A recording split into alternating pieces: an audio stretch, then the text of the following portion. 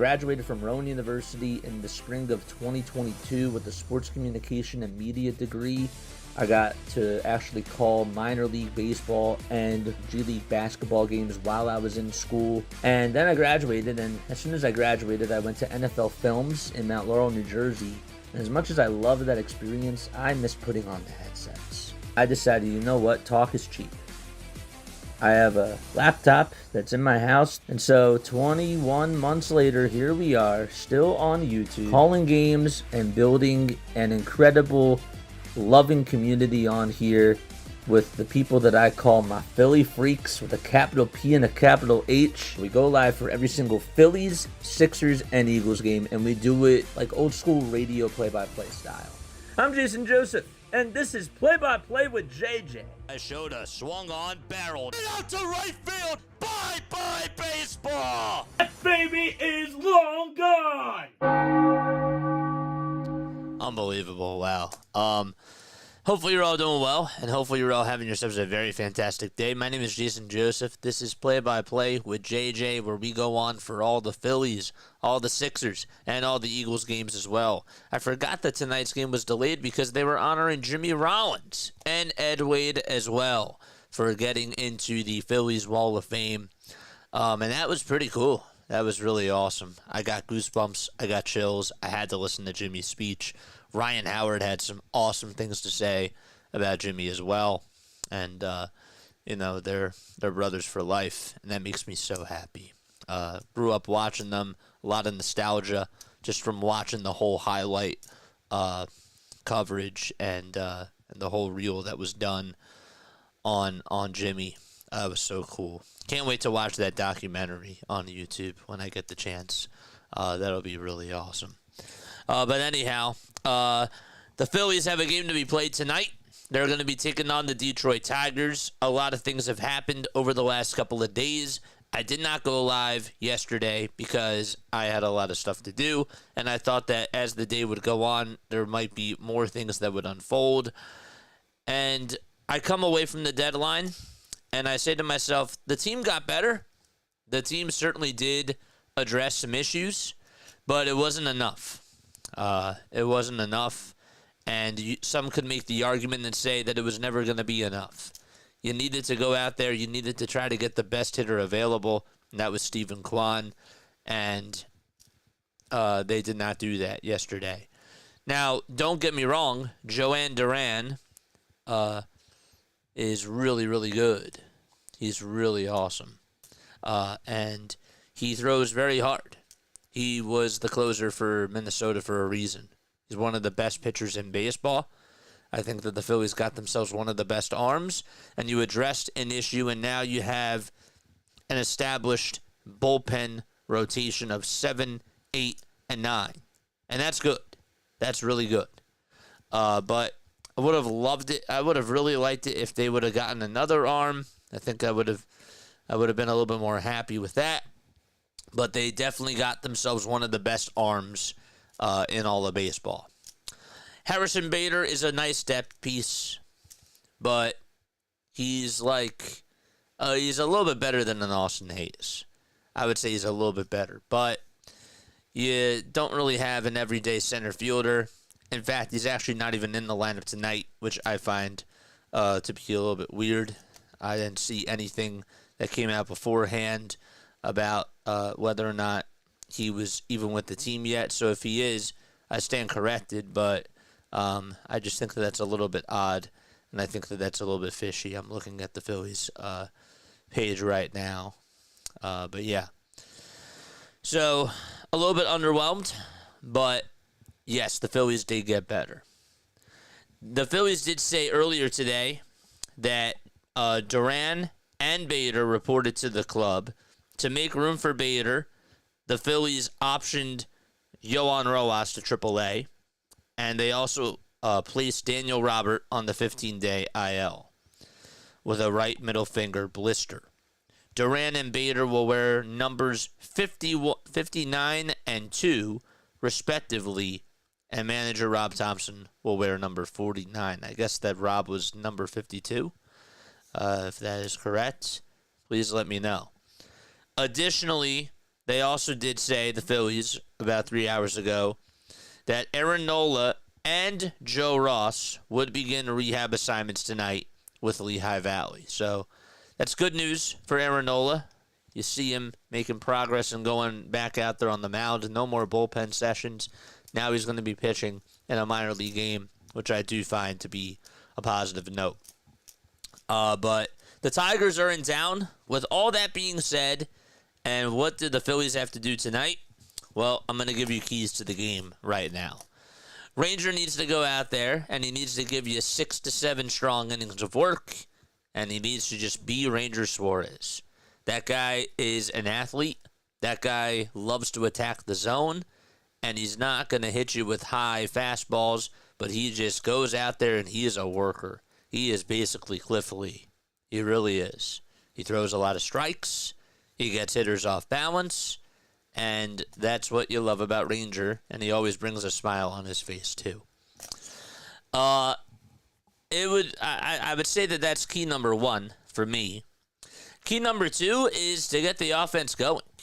You're going up against Jack Flaherty, and this guy this year has a 4.51 earned run average. He's now 29 years old.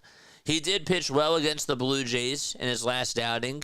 He didn't give up a run, only gave up 5 hits instead, 1 walk, and he struck out 7. But if the Phillies can put up 3 to 4 runs against him today, I would say that that's a pretty good day for the Phillies offense, just getting a hold of this guy. Because this guy still has some... He is very inconsistent, I would say. Well, yeah, I would say that he's inconsistent to the stance of, like, where, you know, he might not give up no runs. Or, sorry, he may only give up three runs or so. But there's outings, too, where he just looks really sharp.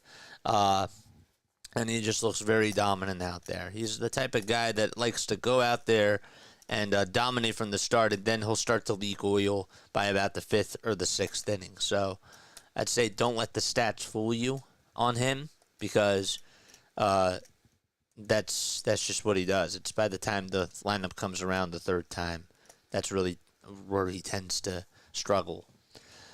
So key number 2 is get the offense going early against Jack Flaherty. Number 1 is get Ranger Suarez, have Ranger Suarez go out there and pitch a good game.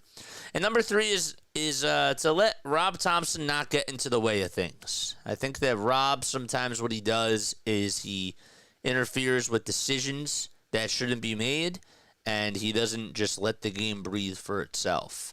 Sometimes he'll like to go out there when a pitcher's pitching really well, and then they might get into a little bit of a jam, but they get out of the jam, and he'll go to a bullpen piece after that, and you just cannot trust this bullpen.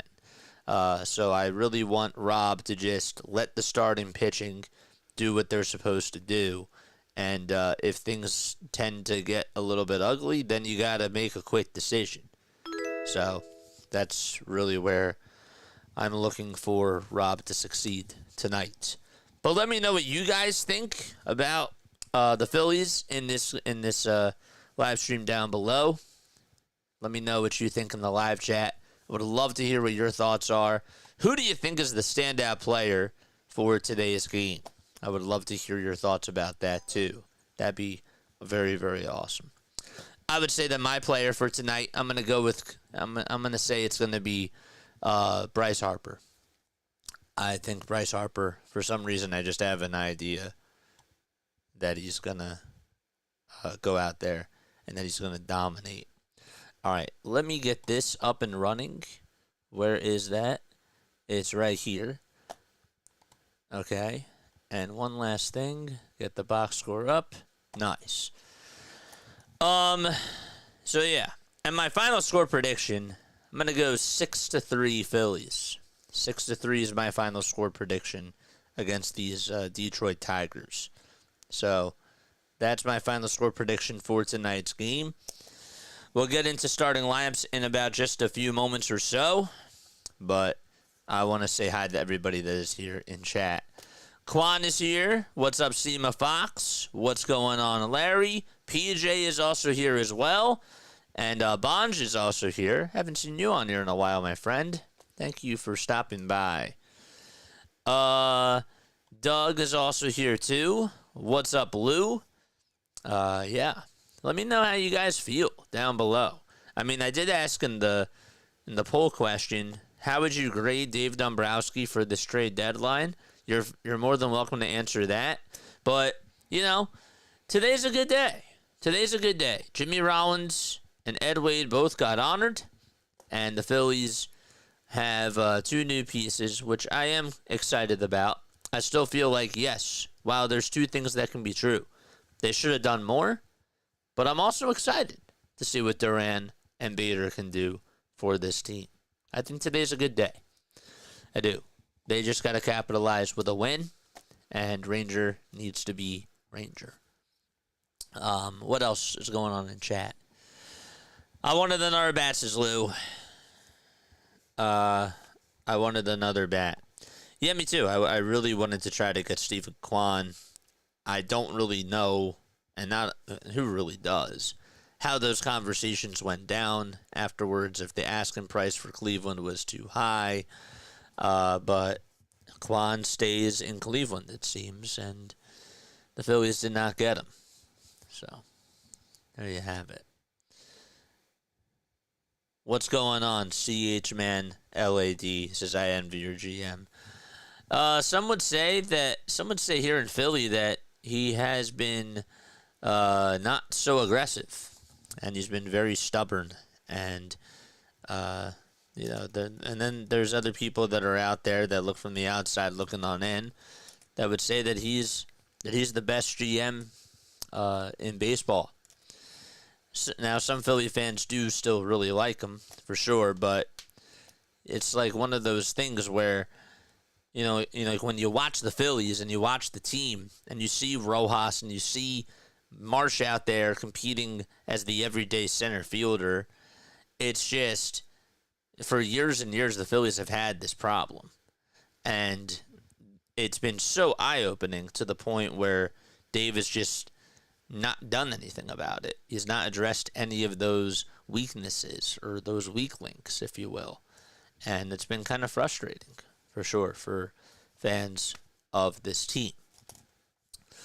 James is also here. How are you? Let's see. Larry says, I don't think there was really much available in the outfield trade market. Yeah, it was just Stephen Kwan and Ramon Laureano.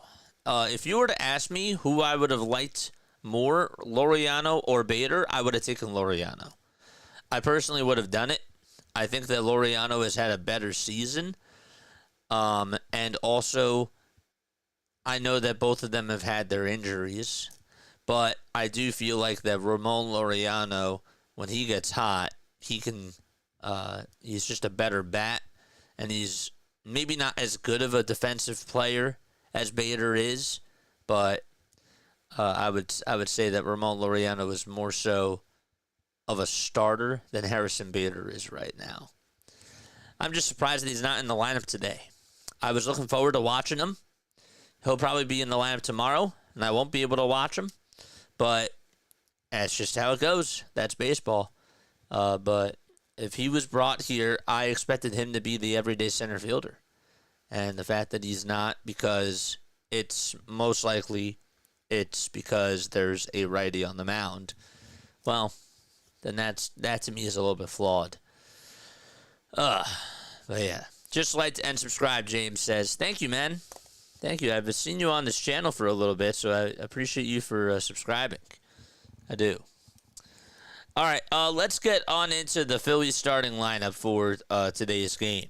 It'll be Trey Turner, Kyle Schwarber, Bryce Harper, JT Realmuto, Nick Castellanos, Brandon Marsh, Max Kepler, Edmundo Sosa, and Bryson Stott. So Turner is leading it off. Schwarber's batting second. Harper's hitting third. JT's batting fourth. Nick Castellanos is batting fifth. Sixth will be Marsh. And then it's Kepler batting seventh. Eighth is Sosa. And 9 is Stott. And for the Detroit Tigers, their starting lineup will be this. It'll be Jacoby Jones batting first. Hitting second will be Gleyber Torres. Andy Ibanez batting third. Spencer Torkelson fourth. Fifth is Riley Greene. Sixth is Mark Matt Vierling. And then it's Dyson Dingler batting 7th. Wencio Perez 8th. And 9th is Javier Baez.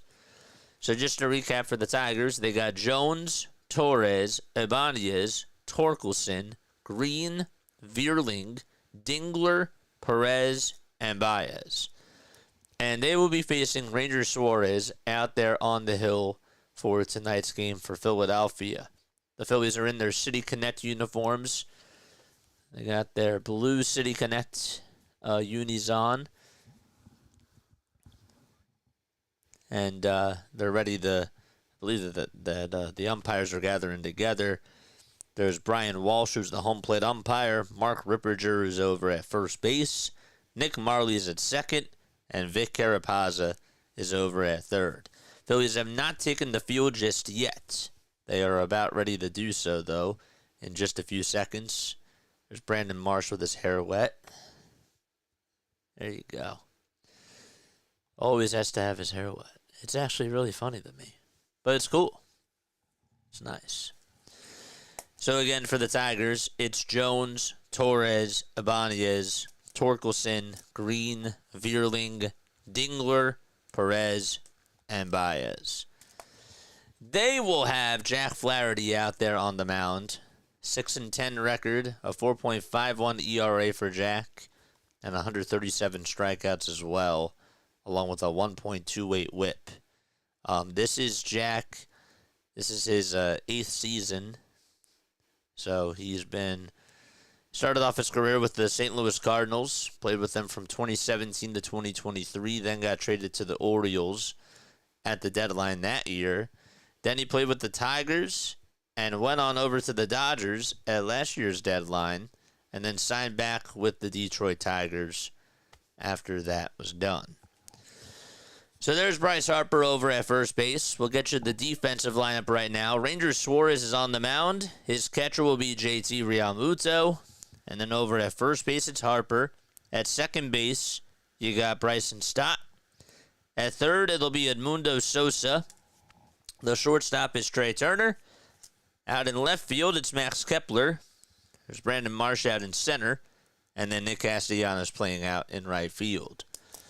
Suarez has a sinker, a changeup, a curveball, a cutter, a four-seamer, and a slider. Batters are just hitting 186 against that changeup. That's been a pitch that has just been so deadly, and a lot of hitters love to bite against that. So make sure you hit the thumbs up button, subscribe to the channel, and turn on the notification bell icons too. And we're ready to play some baseball. Let's go! Very nice. That was a very good intro. That was probably one of my best intros that I've had this year. I should try to do those a little bit more. Phillies playing out at Citizens Bank Park. They are the home team. They are 61-47. And the Tigers, well, they are the visiting team. They are 64-46. The Phillies are also 33-19 at home. The Tigers are 28-25 on the road. And Jacoby Jones will step on into the batter's box, hitting over on the right side. And baseball is ready to get underway. As Suarez is on the hill, gets set at the letters. He kicks, he deals, and the first pitch is flied out towards center field. Marsh is there, back pedals, and they'll make the catch. One pitch, one out in the top of the first. Nice. So Marsh does make the play. Dr. DeLay is also here. How are you, Dr. DeLay? If you guys are Pittsburgh sports fans, if you also love the NFL, if you love the MLB, my friend does a very good job at covering games here as well, just like us. Gleyber Torres is up. And the pitch, that is taken for a called strike. Drop your link down below, my friend. If not, one of my mods will do it. Because my mods are great. 0-1. That is outside for a ball. The race sucks, so I lost all interest in baseball. Yeah, all interest, and yet here you are, watching the Phillies. 1-1. That's a changeup. That's a little bit low for ball 2. But I appreciate you for stopping by. Suarez did not get the call on that changeup.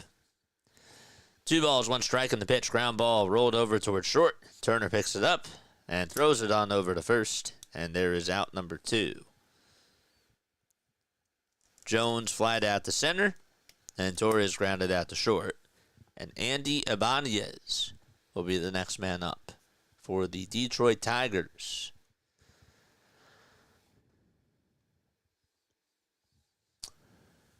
Was there a delay going on? Yeah, Jimmy Rollins and Ed Wade were both honored, and they went to the Phillies. They got inducted into the Phillies Wall of Fame. The pitch to Ibanez, and he takes it for strike 1. Suarez comes set and deals, and the pitch is flied out over towards right field. It's not that deep, and Castellanos maneuvers towards his left side, waits for it, and makes the grab. And a 1-2-3 inning for Ranger Suarez and the Philadelphia Phillies. We're going to the bottom of the first. Turner will lead things off for Philadelphia.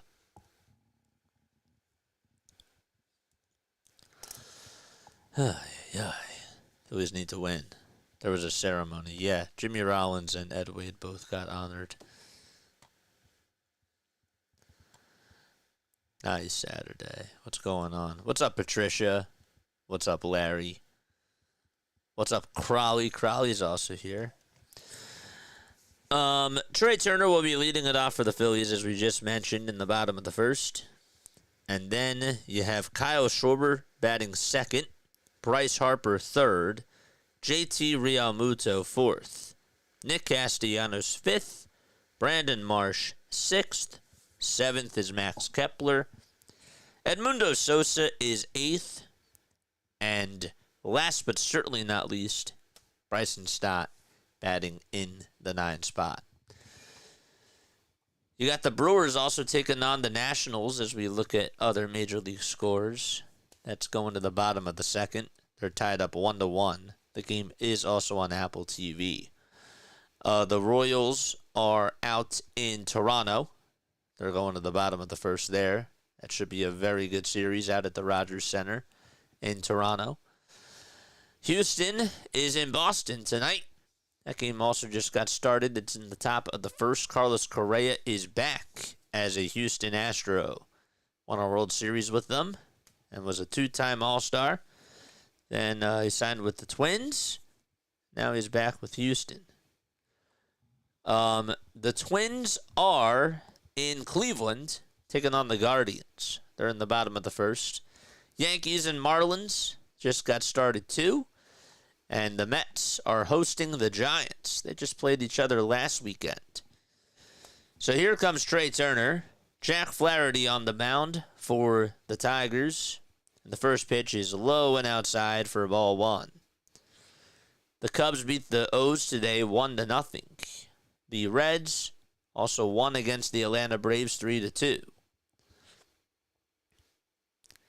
Here's the pitch to Trey Turner. Check swing, did he go? He did. That pitch was in the dirt, and Turner was guessing.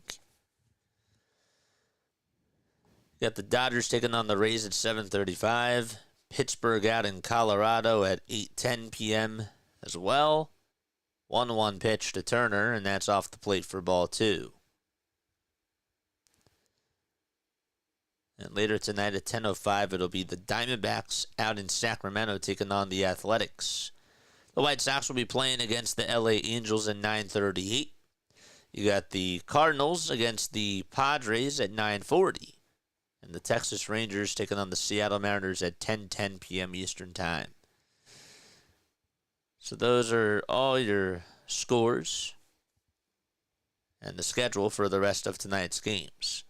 2 balls, 2 strikes to Trey Turner, and the pitch. There's a high bouncer hit over to first base, and so Torkelson reaches up for it and tags the bag. And there's one gone.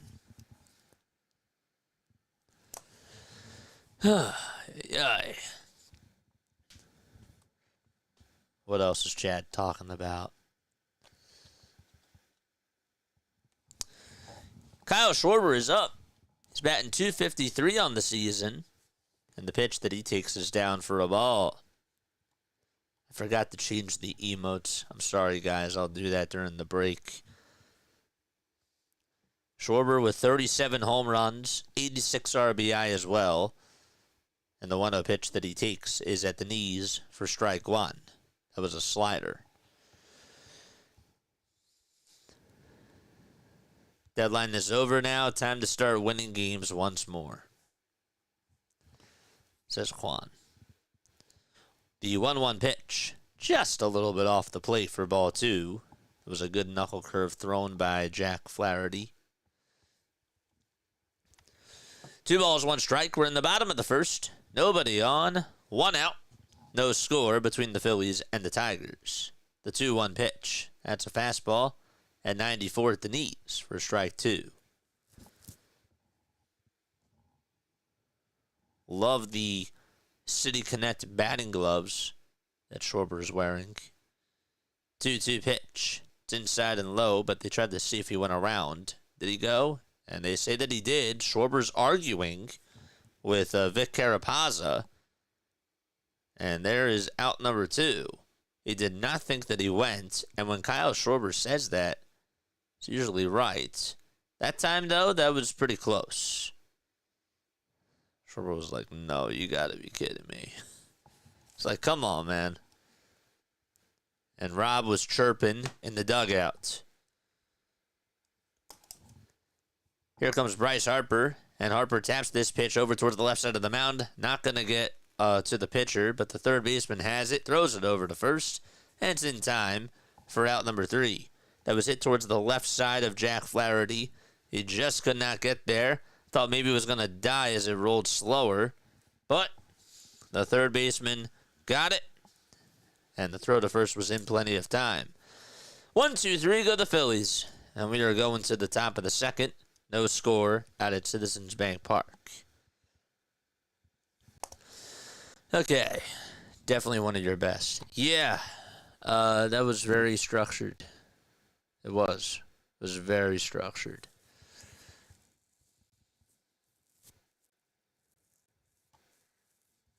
What's going on, chat? I see that chat's very, very engaged. JJ Stott is last and least. That's funny. That is hilarious. My cousin David is on here. Baseball sounds best in the backyard. Shout out to cousin David. What's going on? Thank you for tuning on in. What else do we have going on in chat? What are y'all talking about? Where's everybody tapping in from? Where's everybody tuning on in from? I know that we got Hawaii in the chat. We got Florida. Where else are people tuning on in from? Hit that thumbs up button. Subscribe to the channel. We have 239 people watching us. That's really awesome. We appreciate each and every one of you for being on here. Let's hope that the Phillies can get a win. Pacer says cheers.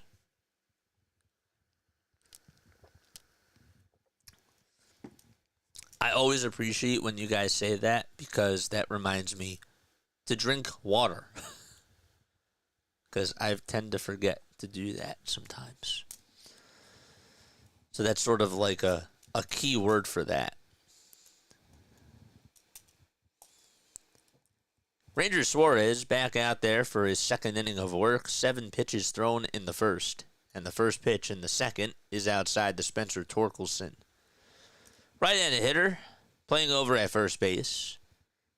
1-0. That's a foul ball. Williams says, I'm tuning in from Nashville. Sam Hill says, north of Philadelphia, close to Lancaster. David from Cranford, New Jersey. Hamilton, New Jersey, I see you. 1 ball, 1 strike, and the pitch. Ground ball rolled over to short. Turner picks it up. Has time, throws it over to first, and there's 1 away. Ranger has the 3rd lowest ERA since May 5th. He's up there with Paul Skeens, Framber Valdez, who were both ahead of him. Skeens has a 1.39 ERA. Ranger has a 2 ERA since May 5th.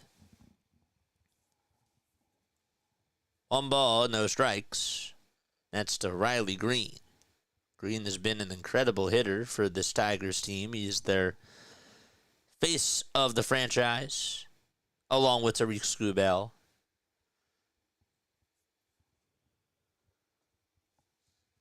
The pitch, and that is a foul ball. I see Fort Collins, Colorado.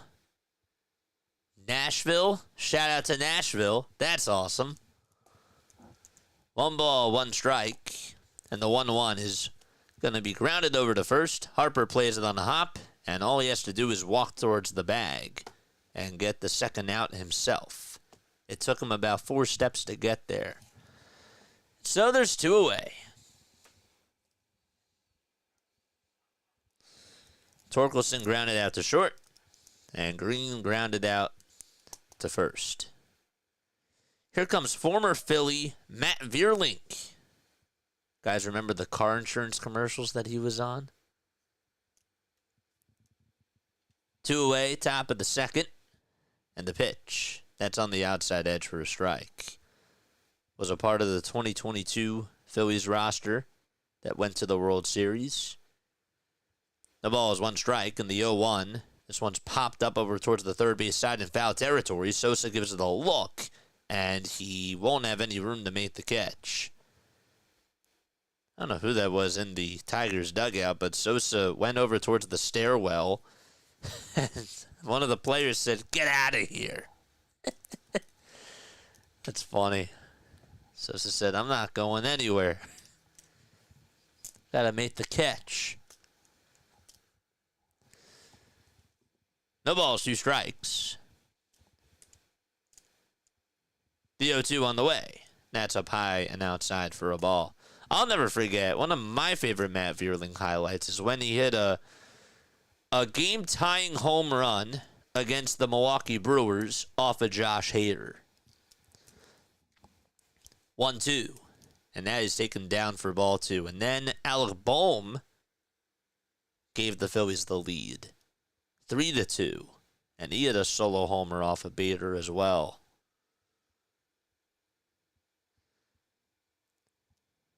Two-two pitch. It's a foul ball.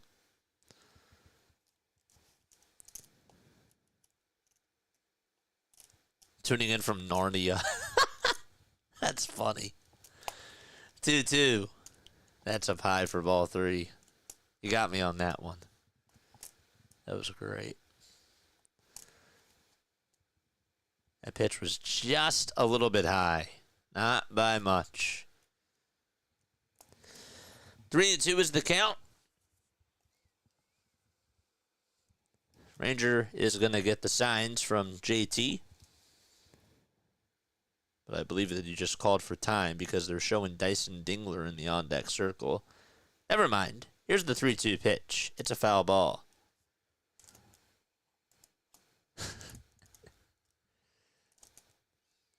It is 71 degrees in Philly tonight. It is. It is a little bit cooler. 3-2 pitch. There's a ground ball hit back over towards Ranger Suarez. And he says, "I got it." And takes his time, throws it over to first. And so 6 up, 6 down. We're going to the bottom of the second. A lot of zeros on the board. No runs, no hits, no errors for both teams so far. And for the Phillies, they will have JT Realmuto lead off the bottom of the second inning. JS says, shout out from Central Florida, here near Mickey and Minnie World. It's a chilly 79 degrees, so I'll have to duck out and mow some grass. Yeah, it's a good night to get that done. Ayan's checking on in. He says, how are you, JJ? I'm feeling pretty good, man. I'm very happy, and I'm very excited to be here with you guys, as always. This is the best thing in the entire world, and I'm very lucky that I'm able to do this. Really. I am very blessed. And I just love how we can all connect together. We can watch baseball, and we can just have a good time. That's all I try to do in my chat.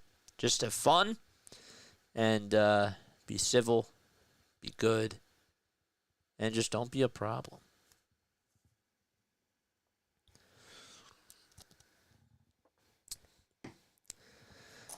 All right.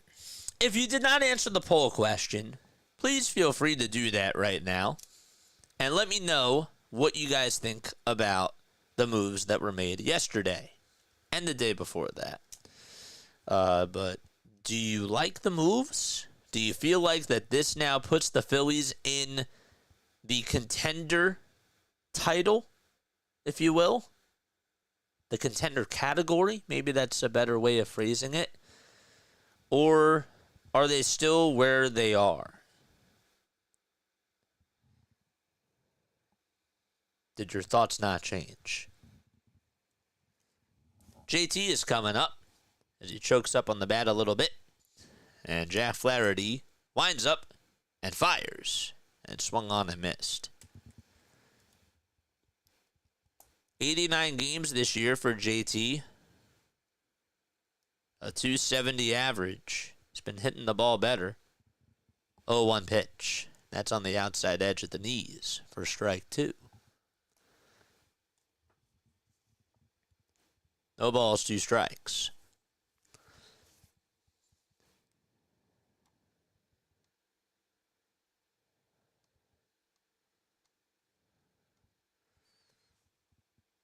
The windup and the next pitch, there's a foul ball.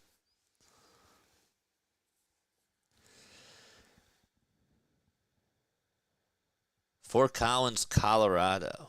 I think I said that one before. The 0-2 pitch to JT, and he'll get on top of it and ground it over to third. The throw over to first will be in plenty of time. Not a lot of action between the both of these teams. In fact, no hits. And no base runners. Scott's here. Michael from Voorhees checking on in. What's up, Michael?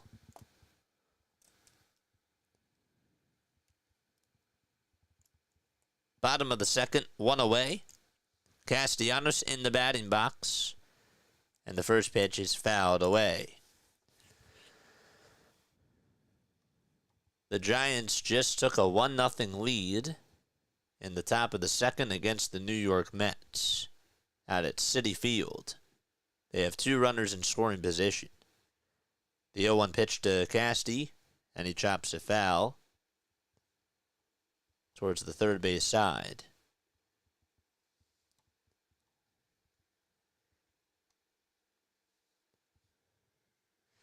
I gave Dombrowski an A, says JS. The 0-2 pitch. That's low and outside for a ball. It's easier for us to spend Middleton's money than it is for David Dombrowski, says JS. The 1-2, and that is low and outside for ball 2. The offense will keep this team where they are, says Paul.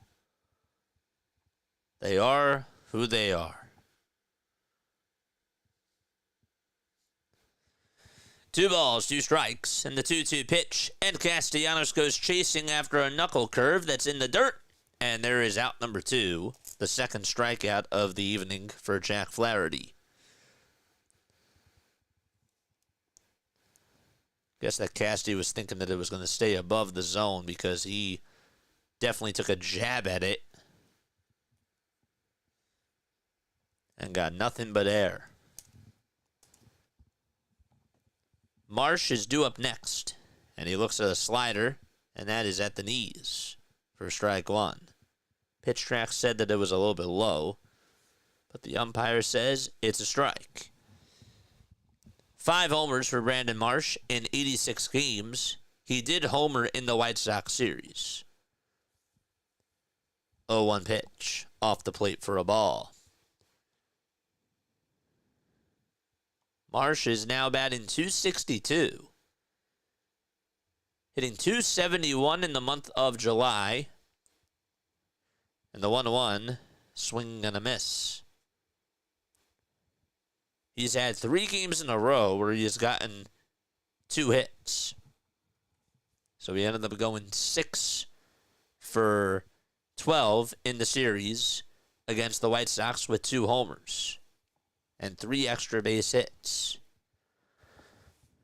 Next pitch on the way, it's a foul ball.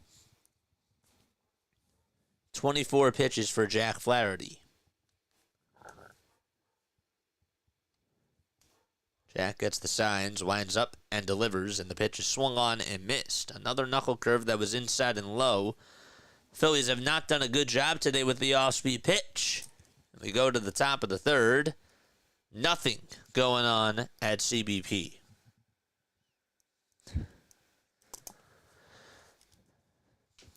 What else? National media had Phillies closer to A territory. We're more critical, obviously. Duran is a really big move, though. Duran is a very big move, Larry. I feel like I was listening to WIP today as I was doing my errands and whatnot.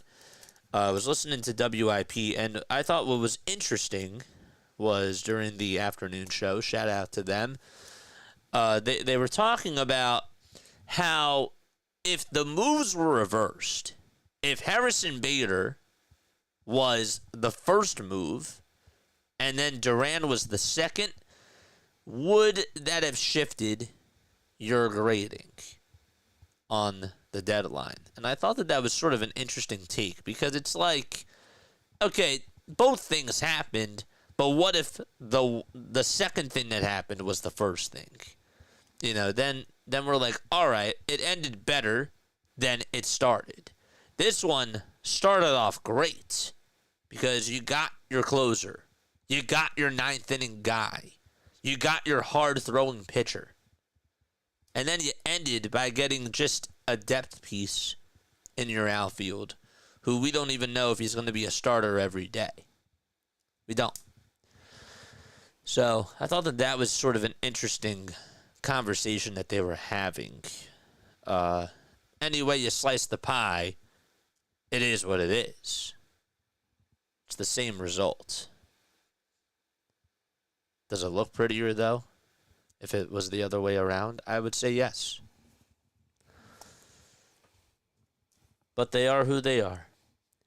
Dylan Dingler is coming up. He's having a very good season as the catcher for the Tigers, batting .281, also has 9 home runs. And he takes the first pitch for a called strike.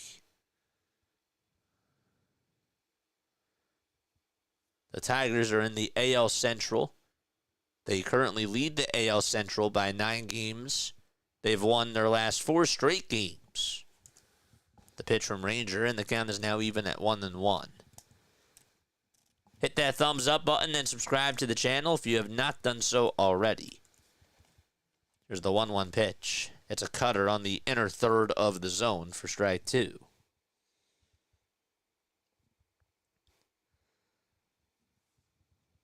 "12 sinkers, 4 cutters, 3 fastballs, 2 changeups, and 2 curveballs tonight from Ranger Suarez. The 1-2, and he goes back to the changeup and gets Dingler to swing and miss at it. And there is strikeout number 1 from Suarez.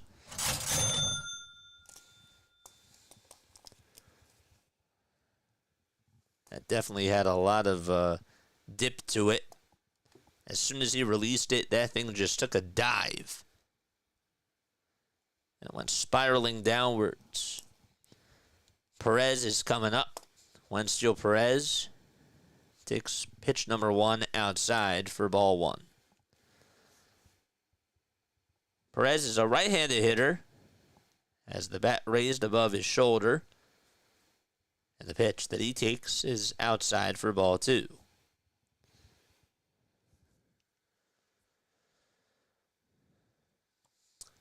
Quan says offensively, I feared the Phillies' chances. The 2-0, that looked a little bit high, but it's in there for a strike.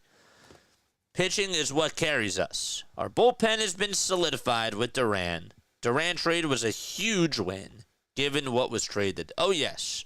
You didn't have to give up that much. 2-1. That ball is poked out to center field for a base hit. And so, breaking the ice is Wencio Perez as he gets on with a one-out single. That's the first base runner of this ball game.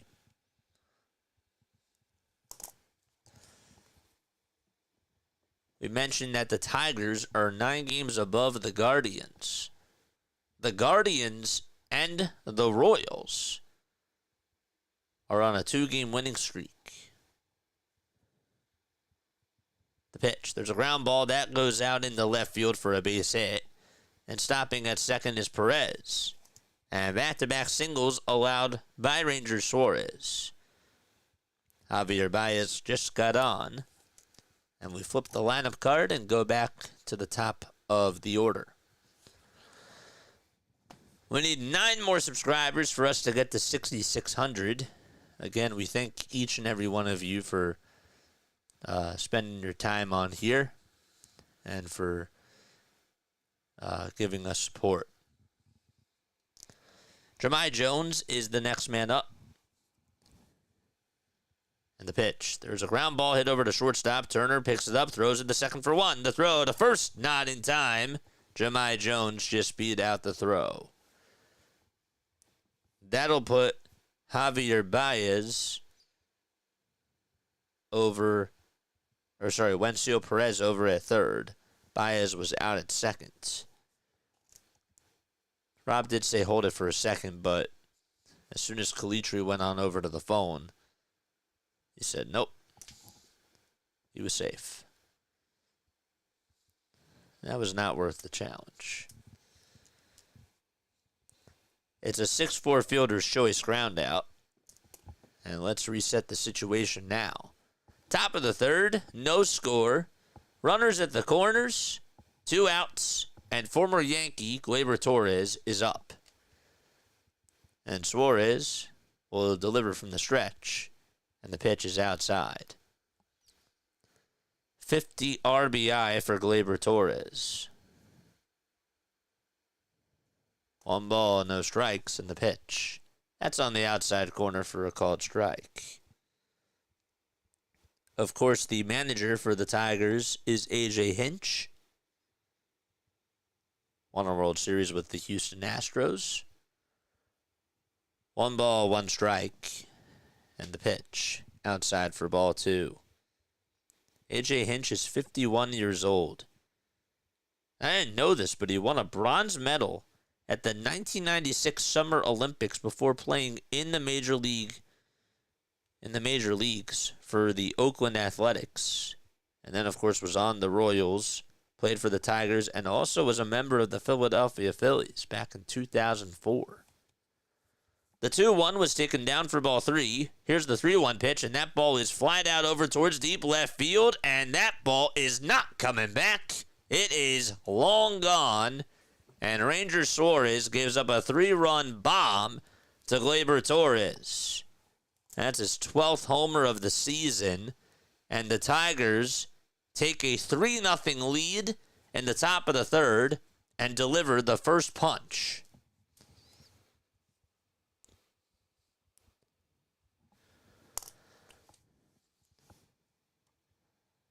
Ranger threw a fastball right down the middle. And Torres actually got under it, but still was able to drive it pretty far. 3-0 Detroit. Andy Ibanez will ground the first pitch that he sees foul towards the left side.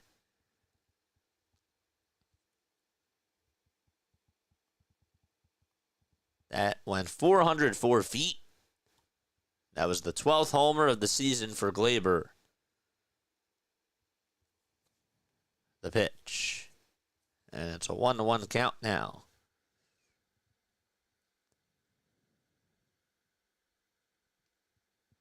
What's going on, Chad? 1 ball, 1 strike. The pitch. It's up high for ball 2.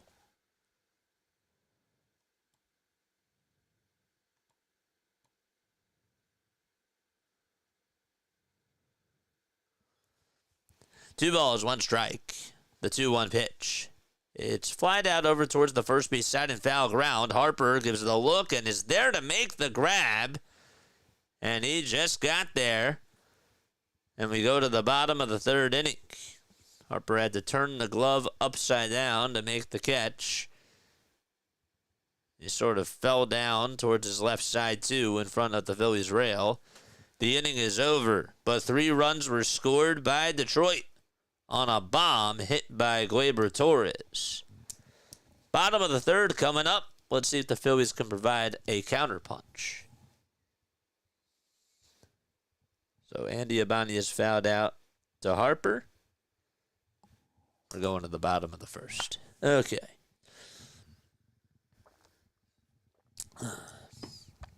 How long have we actually been live? We started the live stream at 6:20. I don't think we went on until about 6:50. So we've been on for about like 46 minutes or so, I would say. Everybody in chat says game over. Game over. GG's. Gross. I feel you.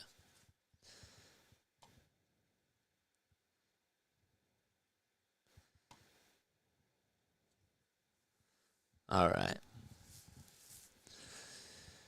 Oh, boy. So we're going to the bottom of the 3rd inning. Phillies are down 3-0. The money line for the Phillies right now is at plus 270. And for the Tigers, it's at minus 420. Just to tell you what Vegas thinks of this game. The Astros just took a 1-0 lead in the top of the 3rd. Christian Walker hit a solo homer and delivered it 389 feet out to left field. The Dodgers also have a 2-0 lead out in Tampa Bay. Freddie Freeman hit a 2-run double. Max Kepler is due up for the Phillies, and he takes low for ball 1. White batting gloves for Max, a 203 average, 11 home runs. And the 1-0, he goes guessing after a knuckle curve in the dirt, and the count is tied up 1-1. See, Flaherty is the type of pitcher that tends to throw a lot of off-speed stuff. And that seems to be the Phillies' kryptonite. The 1-1 fly ball hit out over towards deep right center field. That's going back towards the track, and it is caught in front of the wall by Matt Vierling, just in front of that Toyota sign. That was a mislocated knuckle curve, that is.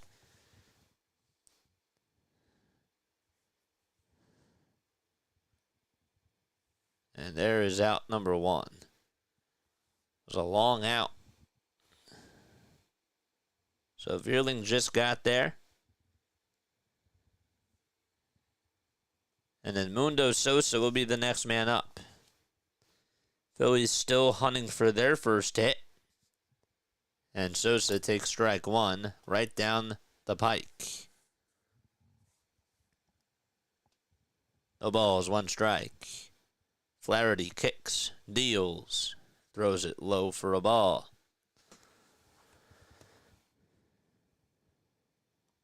This guy deserves to play every single day. This guy just gets Philly. The 1-1 pitch. That's in there for strike 2. Has not played since Sunday.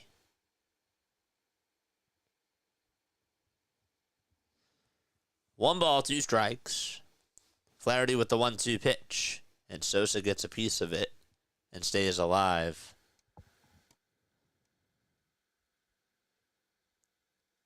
LTST is here. What's going on, man? How are you? Thanks for stopping on by. 1-2 pitch.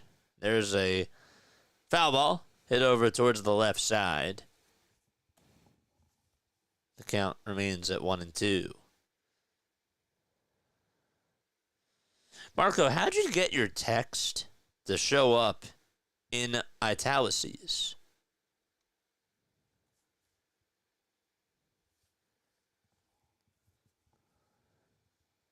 Time called by Edmundo Sosa.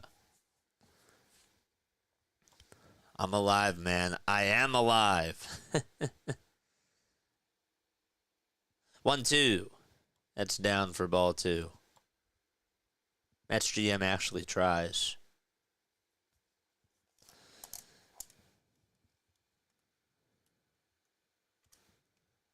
Two balls, 2 strikes. The 2-2 on the way, and a called strike 3 on the outside corner. And Sosa goes down looking. Looked a little bit outside, but Flaherty got the call. Dingler actually did a good job framing it, too. Just brought it back on into the zone. 2 down. No spoilers in the chat. Not saying that you spoiled anything, but just a friendly reminder for those of you that are tuning in for the first time. If you spoil the game and you get warned, if you do it again, I time you out. Don't spoil the game. 1 ball, no strikes. And the pitch. And that is in there for a called strike.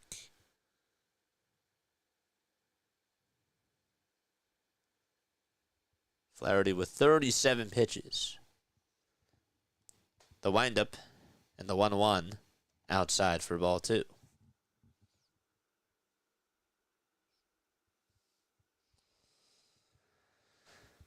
2-1 is the count, and that is to Bryson Stott. The next pitch on the way, it's popped up over towards the third base side in foul territory. That is a foul ball. Tony, what's up, man? He said Tigers lost 11 of 12 during mid-July, but they've also won their last 4 in a row.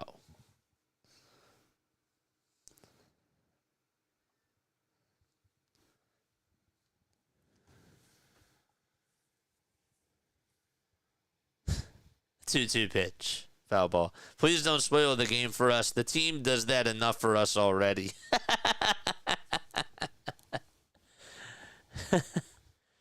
That's funny.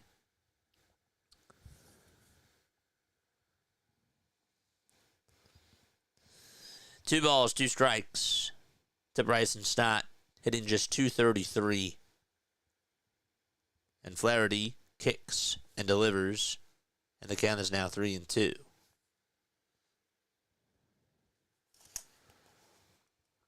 Turner waits in the on-deck circle. A big payoff pitch coming up. And here it comes. And Stott will foul this one out of play.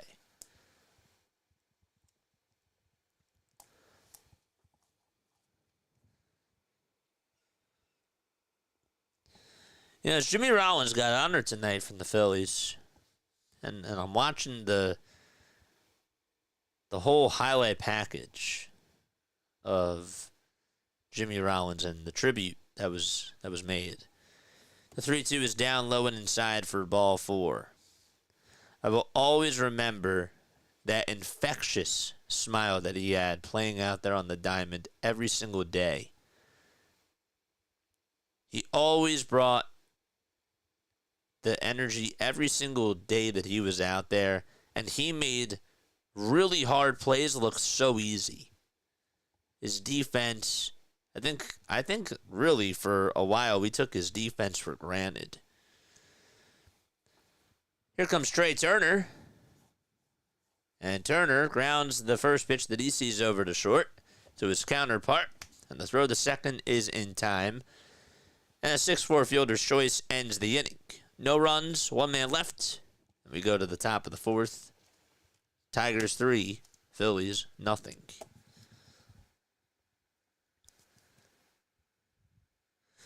So let me ask you, as we honor Jimmy today, what was your favorite Jimmy Rollins moment? And I'm sure a lot of you are going to say what I think you are going to say. My favorite moment was when he had the 2-run base hit off of Jonathan Broxton. I was there for that game. That was an awesome game. I got to be there with my dad.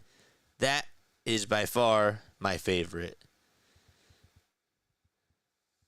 Just high-fiving everybody next to me. My dad picking me up after they won the game. It definitely brings a lot of chills down my spine. It's cool. I'll always remember that. But what was your favorite Jimmy Rollins moment? For those of you that got to watch Jay roll.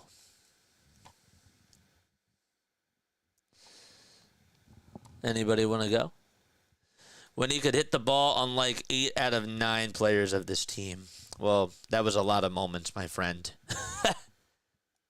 That was not just one particular moment.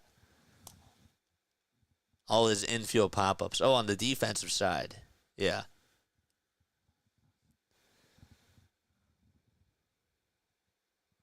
His hole-in-one where he won a boat. You guys are funny. You guys are hilarious.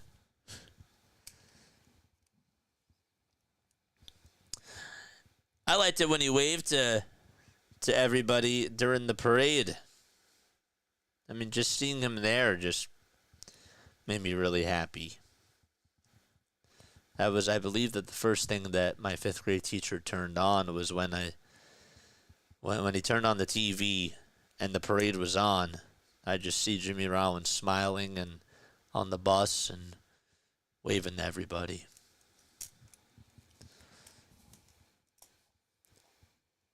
Spencer Torkelson is up. No balls, 1 strike in the pitch. There's a swing and a miss. I wasn't really into baseball when I was younger, says Sam Hill. It's fair.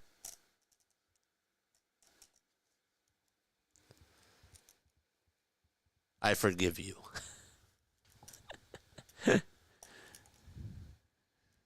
No balls, 2 strikes. Ranger kicks, deals, and it's inside for a ball.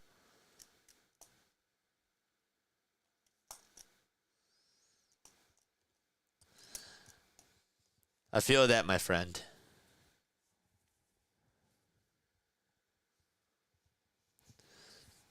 One ball, 2 strikes. The 1-2. That's inside for ball 2. The Spencer Torkelson. His retirement, knowing I got to watch a great one play the game. Ranger back out there on the mound. 2 balls, 2 strikes. And the 2-2 pitch. Swing and a miss. And Suarez gets his 2nd strikeout victim of the evening.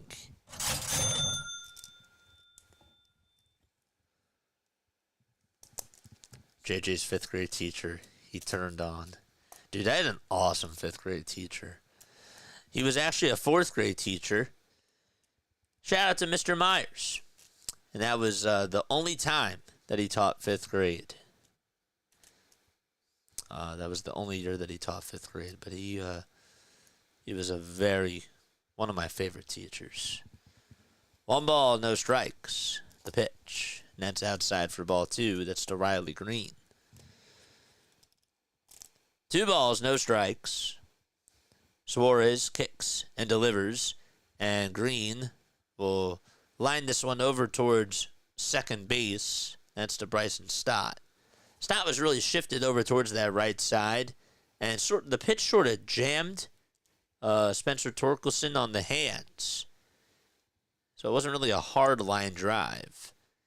It's just more of a flare, I guess. So there's out number 2. Is Jimmy a Hall of Famer? That's a good question. The pitch to Matt Vierling is taken down for a ball. I figured that this convo was going to come up too. 1-0. Ground ball past the dive of Stott out to right field for a base hit. And Suarez gives up his 4th hit of the ball game.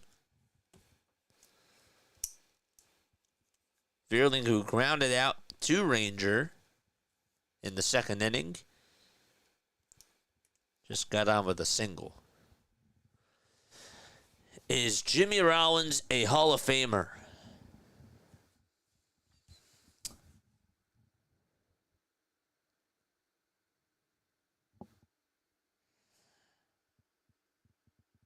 pitch. That's up high for a ball. I would say yes. I would say yes. Dylan Dingler is up at the plate, and the 1-0 is up high for ball 2. Why do I say yes? Okay, to me, the Hall of Fame represents this. Okay, if you were dominant in your era of baseball, like who can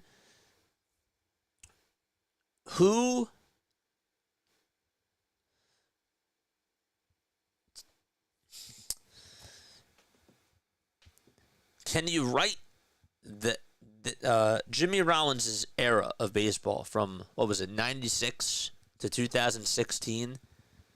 Were there stories that Jimmy Rollins provided for the Phillies that you just can't leave out? You know what I'm trying to say? I feel like that Jimmy definitely made a mark in baseball, especially in 07 and in 08 as well, and 09 too. The pitch. There's a ground ball. That one's hit over towards third base. And the throw over to second is in time. And there is out number 3. So Dingler ends up grounded into a fielder's choice. And the inning is over. So I feel like, okay, he won a Gold Glove. He won an MVP. He won a World Series. And he was the face of that 07 to 2011 team. He was the face. He was the leadoff man. He was the best defensive player out there. Even Ryan Howard said tonight he made a lot of excellent throws over to Ryan Howard's chest. Not a lot of guys could do that. I mean, from short to first, you know? And his impact off the field for the Phillies was pretty big. So I feel like he should. Even just from an outsider perspective, if you watched baseball back in 07 and all the way up till 2011, you knew who Jimmy Rollins was. You just knew him. So I would say yes.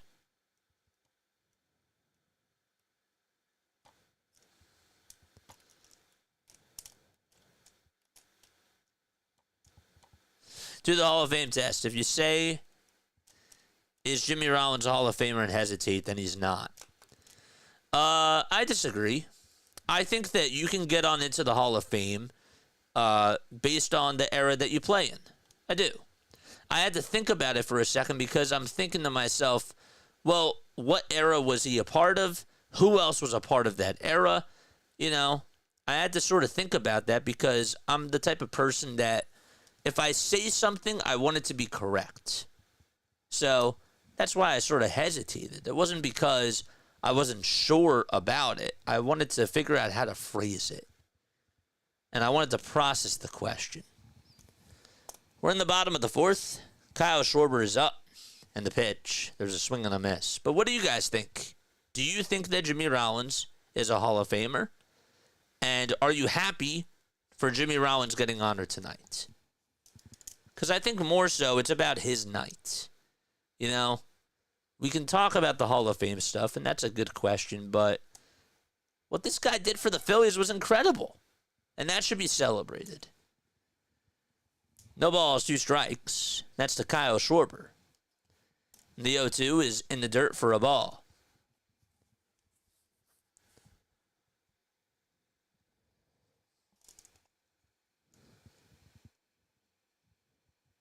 One ball, 2 strikes. Flaherty still pitching. And the 1-2 pitch is swung on and missed. Another slider thrown by Jack Flaherty. He's been mixing in the sliders and the knuckle curves, and it definitely seems to be working against this Phillies lineup.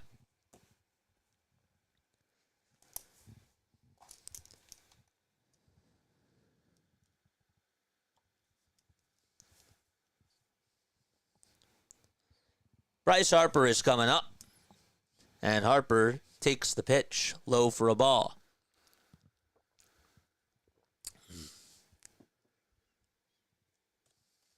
I'm sure it did, Doug.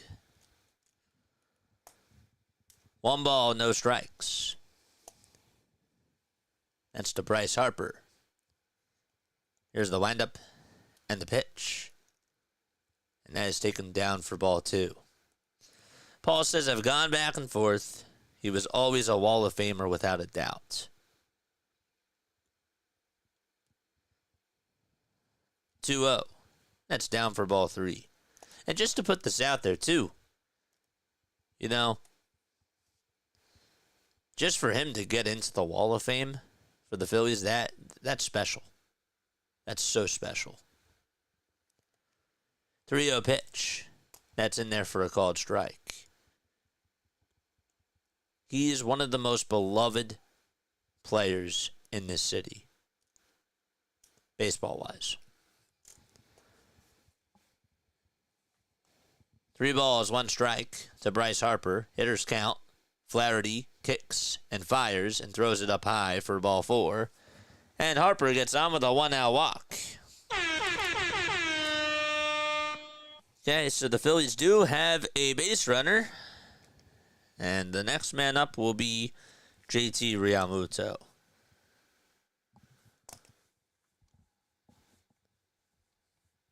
Jimmy is a Hall of Famer, says Michael. And if you want to text on in too, you can tell me more about why you feel like, why you feel the way that you feel about that. The pitch, and that's to JT, and that's taken for a ball.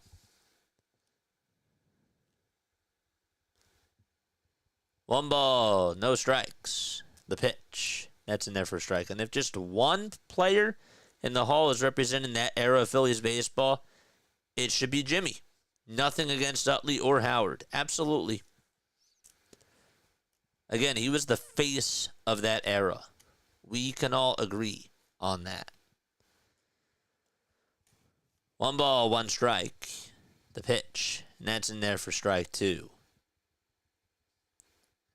And boy, did we love Chase Utley. Boy, did we love Ryan Howard. Did we love Cole Hamels? Yes. The 1-2 to JT. Flies this one out over towards right field. Perez is there. He'll wait for it and make the grab for out number 2.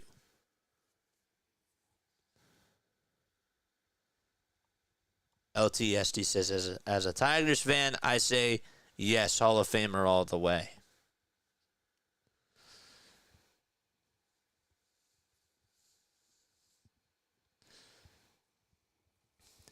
Nick Castellanos, a former Tiger, coming on up to the plate.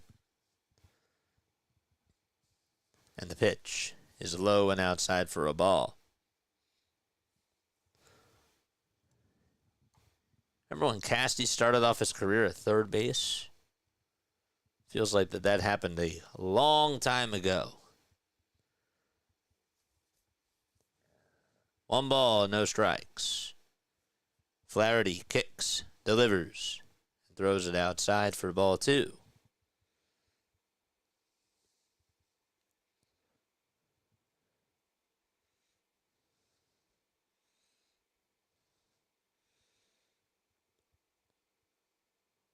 Jack won a World Series last year with the Dodgers. Was also an All MLB second team member back in 2019 when he was on the Cardinals. The 2-1 to Casty. That's inside for ball 3.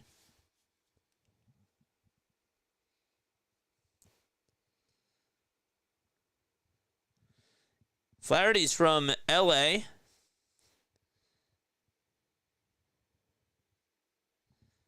The 3-1.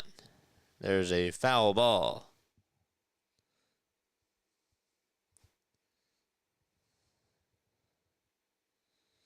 His pitching coach at the time was Ethan Katz, who also became to be a future MLB pitching coach. Ethan is now 42. 3-2 pitch. Here it comes. Swing and a miss. And the inning is over. And the side is retired. No runs, 1 man left, and we go to the top of the 5th. Flaherty pitching really well so far, and the Phillies not able to do anything against him. I didn't realize this, but Ethan Katz was the assistant pitching coach of the Giants during the 2020 season. He's been with the White Sox ever since 2021. Oh, boy. James says, Rollins just being in the discussion of Hall of Fame is an honor. You're right. Like when I asked my girlfriend, who's better looking, me or Brad Pitt? And when she stalled with the answer, I already won. Well, that's good. That's good. That's definitely a good thing that you won. I'm very happy to hear that. That's hilarious. Ay. What did Paul say? Max Kepler is a future Wall of Famer. Oh, chat. You're going off tonight. I guess it's Friday. You know, it's the beginning of August. And it's just that time of the year. Michael said, Jimmy Rollins was awesome. In a quiet way, he helped us win a World Series and was very dependable. I don't remember him missing a game or getting injured. I'm happy that you pointed that out. He was always there. And, you know, I really feel like he could have actually hit more homers if he wanted to just focus more on power. The ball is 1 strike in the pitch. And there's a foul ball. That's to Wenzel Perez. Perez hitting .250. He singled in the 3rd. 7 home runs, 22 RBI on the season. The 0-2. That's down for a ball. Did the Stairs homer land yet?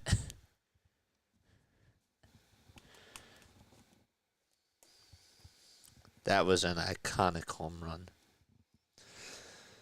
Top of the 5th, 3-0 Detroit on a 3-run bomb by Gleyber Torres. The 1-2 fouled away. 5 more subscribers for us to get to 6,600. Again, if you have not hit the thumbs up button, make sure that you do that now. The 1-2. That's a curveball that's down in the way for a ball 2. JJ, when don't I go off? It's good. I love it. 2-2 pitch. Ground ball back over towards the mound. Ranger makes it look so easy as he does a 360 turn, and he throws it over to first in plenty of time. I mean, for him to react that quickly, I don't know how hard that was hit off the bat. That was a pretty good play. Pretty good play. Dave Dombrowski Masterclass Fire can't wait till this clown gets the boot. The geriatric bats do not work. Brian, thank you for the $5 super chat, my friend. First pitch to Javier Baez is in there for strike 1. Orange batting gloves for the Tiger Baez. Suarez comes set and deals. And the pitch is up high for a ball.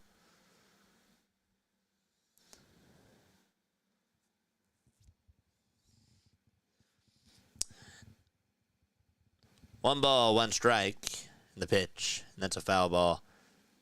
I'll tell you what, though, Dave did more than I expected. Dave did more than I thought he was going to do. I didn't think he was going to get Joanne Duran. I thought it was just, honestly, I just thought it was going to be like a Harrison Bader type of a move. But he made a splash. It just wasn't enough. The pitch. It's flied out over towards shallow center field. Brandon Marsh runs in towards the infield, and he'll make the grab for the second out of the inning. And Jahmai Jones will be the next man up. Oh, I thought Dave wasn't going to do anything.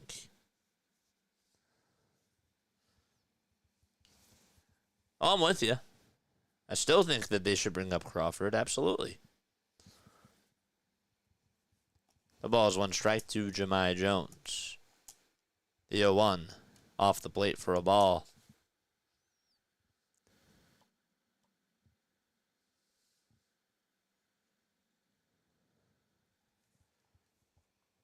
The 1-1 pitch. There's a swing and a miss to Jahmai Jones. Jones this year hitting just .230. He's 27 years old, 5 feet 10 inches tall. 4 long balls, 8 RBI. Went 0 for 2 in his last game against the Diamondbacks. 1-2 on the way. Strike 3 called. And we are going to the bottom of the 5th. 3-0 Detroit. Marsh will lead it off for Philadelphia.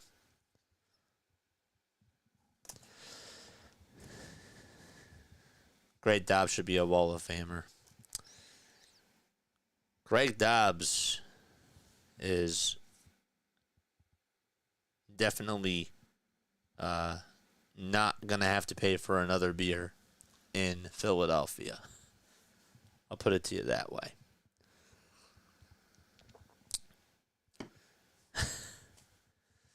There's certain guys that just they come back to Philly and they just are welcomed with open arms. And Greg Dobbs is certainly one of those guys.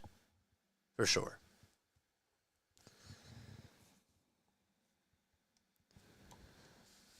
Hit that thumbs up button. Subscribe to the channel as well. If you are a Tigers fan, don't worry. We also do more than just Phillies games. Okay, we also do this thing called MLB Diamond Zone, which is basically like NFL Red Zone, where we go live once a week and we do an MLB whip around, if you will. So if there's 5 games going on and we want to try to witness a big moment like Shohei Ohtani is up at the plate with the bases loaded, we don't miss a pitch. And then we switch games and we try to cover all the highs for each game. And it's so cool. Last week we did a 3-hour stream. This past week we did a 3-hour stream. And that was a lot of fun. So if you want to go check that out, if you're into fantasy baseball, if you love baseball, or if you just can't get coverage to any other Tigers games, and I'm on and the Tigers are on, then you should definitely feel free to join. If somebody could drop that link, one of my mods, I would really appreciate it. Bottom of the 5th inning, 3-0 Detroit. That's MLB Diamond Zone. We also do Sunday Night Baseball as well. Phillies play on Sunday Night Baseball this week. 0-1. There is a broken bat line drive over towards shortstop, and Baez makes the grab and gets the first out.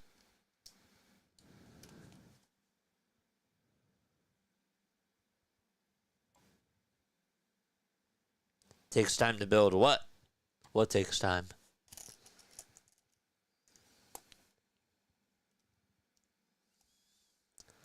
Three more subs for us to get to 6,600. Let's go. Here's Max Kepler. The pitch. That's taken at the knees for a called strike.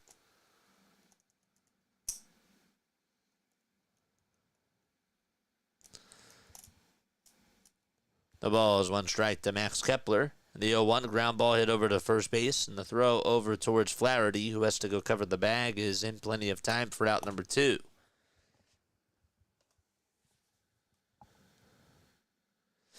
Got one for you. Just curious, for your closer in their prime, who do you take, Gagne or Lidge?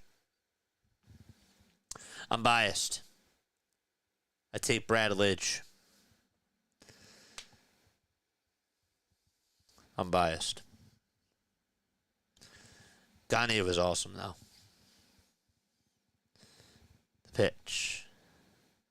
There's a foul ball. And how do I know that Gagne was awesome? Well, when I had my Game Boy Advance back in 2005, and I played backyard baseball, guess who was on the game? Eric Gagne. So that's how I know he was good. The 0-1. That's in there for strike two. But no, seriously, when you watched him, even you see the highlights, he was just so dominant. He had some great years. 0-2 to Sosa, and this one's flied out to deep left field. That's going back towards the track, and it will hit off the top of the wall. And the left fielder won't be able to get over to it. And Sosa will get on over to second base. And so Edmundo gets on with a 2-out double. That hit off the top of the left field wall. And I thought maybe if Sosa hustled a little bit more, that he could have easily gotten on over to third. He thought that it was going to go. It just hit off that the top of the white fence.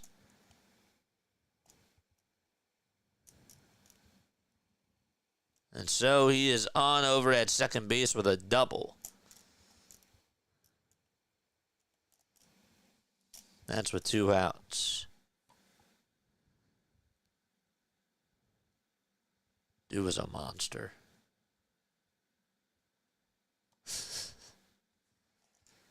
The pitch, and that's taken for a strike. Did you like my answer about backyard baseball? I'm surprised nobody was laughing at that. No balls, 1 strike. That's to Bryson Stott. The 0-1. And that is taken outside for a ball.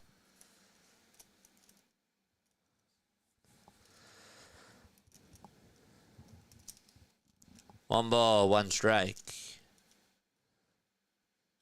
To Bryson Stott. Stott walked his first time up. Again, the Phillies trail 3-0. The 1-1 pitch is down for ball 2.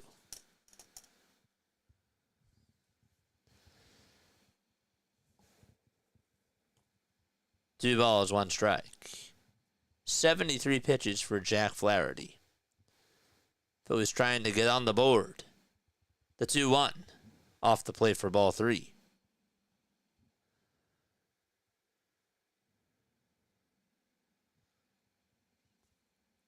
Stat this year hitting .273 with runners in scoring position.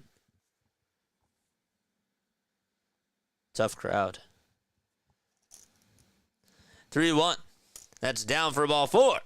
And so, 2 runners on, 2 outs in the bottom of the 5th, and the tying run is coming up to the plate. Let's go. Hit that thumbs up button. Let's go.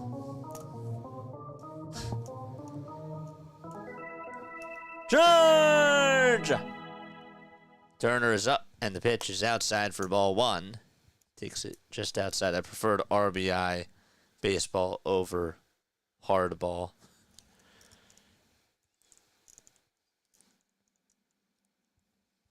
Still love Pablo Sanchez from backyard baseball. 1-0 pitch, and that one's popped up over towards shallow left center field. Baez gets under it, or McKinstry gets under it, and they'll make the catch. And we're going to take a quick step off. All right, so we will be right back. That was Javier Baez. All right, don't go anywhere. Stay tuned. BRB.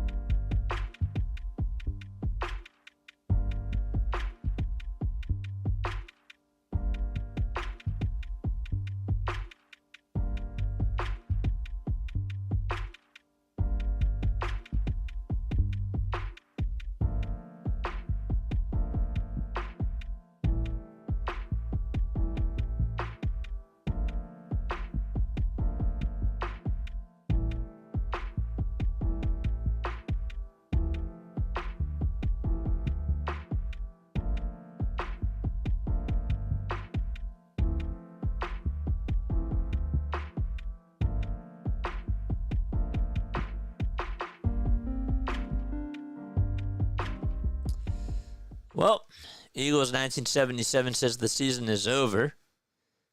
And Steve Coran says this game is boring. But you know what? We still hope that you're enjoying play-by-play with JJ.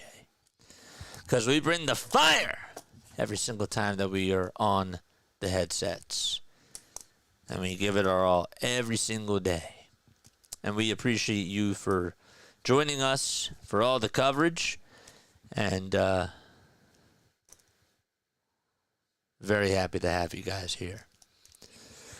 We are going to the top of the 6th. Phillies have not done their job today. They finally did get a hit. So the good news is that Flaherty can't throw a no-hitter. The bad news is that they're still down by 3 because this guy that's up at the plate at a 3-run homer back in the top of the 3rd. That's Schwarber Torres. The 1-0 pitch. That's in there for a strike. I don't think that the season is over, by the way. Don't clip that. Don't clip that.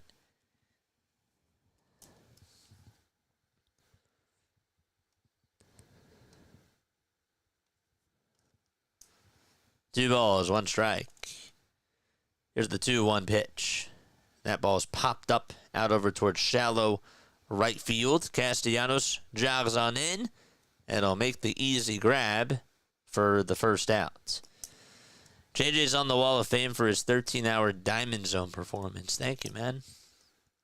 Blood, sweat, and tears. I try to provide that on this.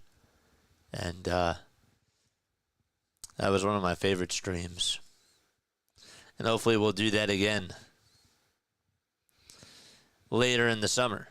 The pitch. Ground ball hit over to 3rd. Sosa has it. He'll pick it on up. He'll throw it over to 1st.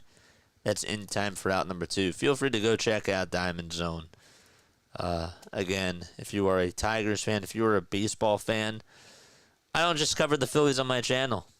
I do other baseball teams as well. I try to do Sunday Night Baseball when I get the chance. I'll do some Giants games. And I also love doing Diamond Zone, which is a lot of fun. Here's Spencer Torkelson, who stares at strike 1. Ranger only has 74 pitches, and we're in the top of the 6th. The ball is 1 strike. Here's the 0-1. That's down for a ball. A lot of season left. A lot of game left, says the hot corner. I'm with you. 1 ball, 1 strike. Suarez kicks, fires. There's a ground ball. It's a foul ball over towards the 3rd base side.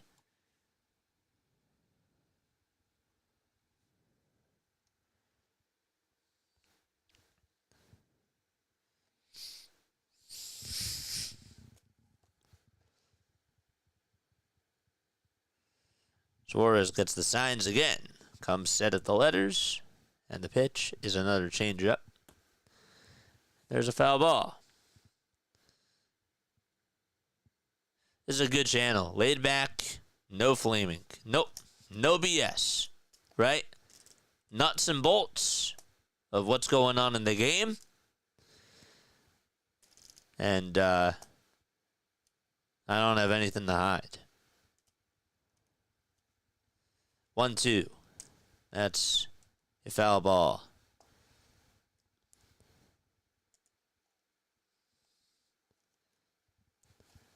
Suarez comes set and deals, and the pitch is outside for ball 2. I may not be perfect, but the one thing that you're always going to get from me is consistency. 2-2. Swing and a miss. And we go to the bottom of the 6th inning. Ranger Suarez gets another strikeout. That's just his 4th of the ball game. And the inning is over. A 1-2-3 inning from Ranger Suarez. We're going to the bottom of the 6th. The Phillies definitely have some work to do as they still trail 3-0. But yeah, we have a lot of fun. It's cool. I like the way that we run things on here. I feel like that it's not like a lot of channels out there, and there's other channels that do an awesome job. Like, don't get me wrong. I love Dr. Delay, love Rise and Rhino, PAS, and the other channels that have really been supportive to us too. Max Coverage TV, Mitch Klofsky. I mean, I can name them all, but I love the one thing I love about on here, right, is that we're a community, but it doesn't matter like what's going on. You know, we could be very happy. We could be bringing a lot of energy, but then like when we tone it down, everybody knows when to be serious. I really like that. You know, there's a lot of communities, or there's some communities that are out there that are just like always looking for just like the great moments, but for the people that are here, like when there's serious times and when there's moments where it's sad and then there's the exciting moments, I think that that's what makes us really connect closer and closer to each other.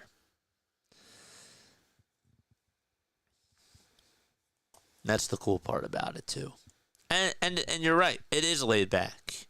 And when things get intense, they get intense. But you know what you're going to get on here.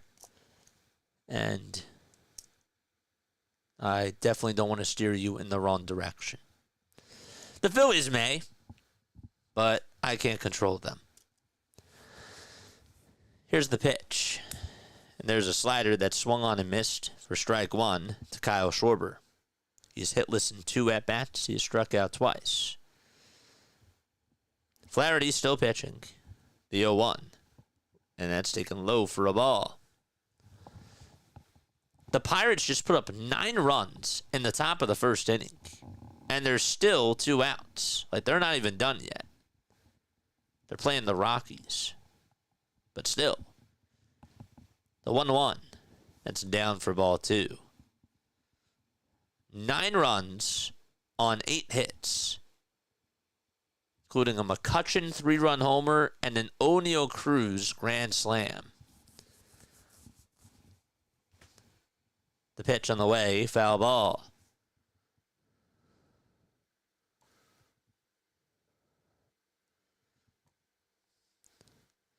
Two balls, 2 strikes. And the 2-2 to Schwarber. Ground ball hit back over towards Jack Flaherty, and the throw over to first is in plenty of time. It's been a roller coaster, but we're here for the bad times too. Yup. Here comes Bryce Harper.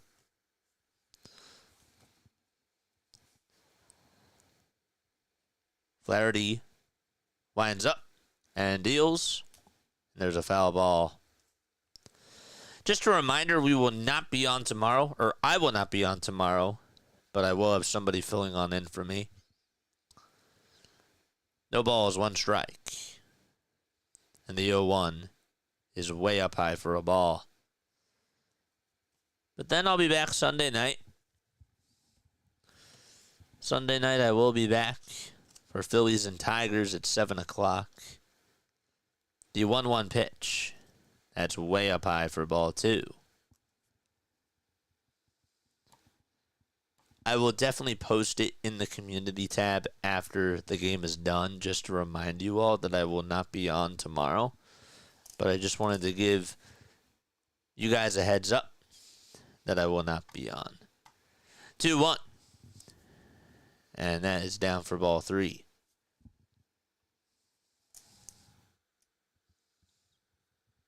Much love, man. That's so nice of you to say.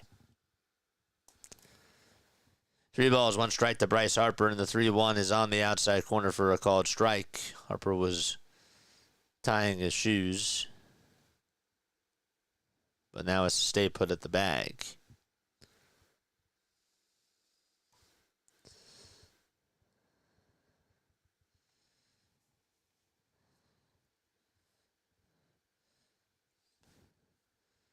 Flaherty kicks, fires the pitch. Swing and a miss. And Bryce Harper strikes out. And for the 7th time tonight, Flaherty has fanned a Phillies hitter. Just one hit for the Phillies in 5 2/3.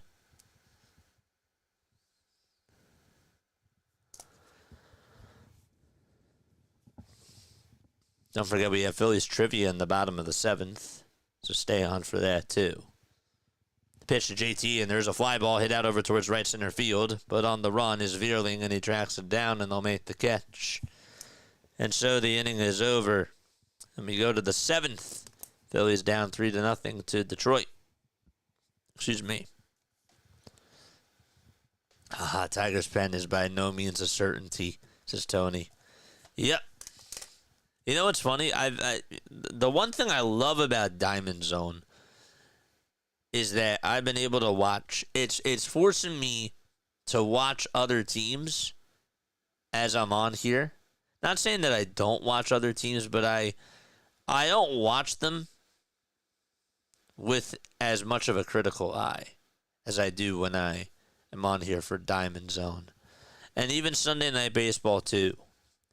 And the one thing that I've learned about the Tigers is that, yes, they looked so dominant during, up until the beginning of July, and then they went on their bad losing streak. But the starting rotation, besides Scubell, has been a little bit shaky, and there's a reason why they went out there to go get Kyle Finnegan. Because they need help in that bullpen. They do. They need help in that bullpen. Now, I bring this stuff up because it's just interesting to me, because there are people that are just like, well, you cover the Phillies. Like, why are you talking about the Tigers? Well, it's funny that we get a Tigers fan on here, and I love that. And I want more opponent fans to come on here too, as well as the Phillies fans. But it just gives you another perspective on things. You're not just tuning on into the right side or to the left side or whatever side that is the majority. You need that outside perspective. And just from even watching the Tigers from the outside perspective, I've seen that they've needed bullpen help. Don't just trust Tommy Kahnle out there.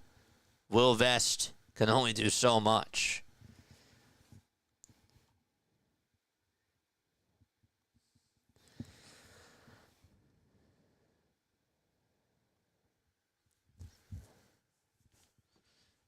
Top of the 7th inning, and Riley Greene is coming up.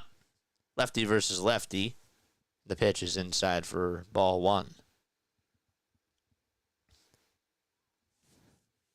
Even Vest as of lately has been shaky. He had a bad outing against the Toronto Blue Jays. 1 ball, no strikes. The pitch that is swung on and missed for strike 1.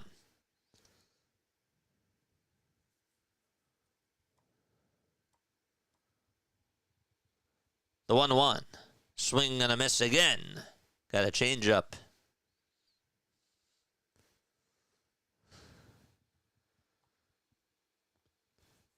Got to go 162-0. I love the outside perspective. I do too. I like that too. 1 ball, 2 strikes.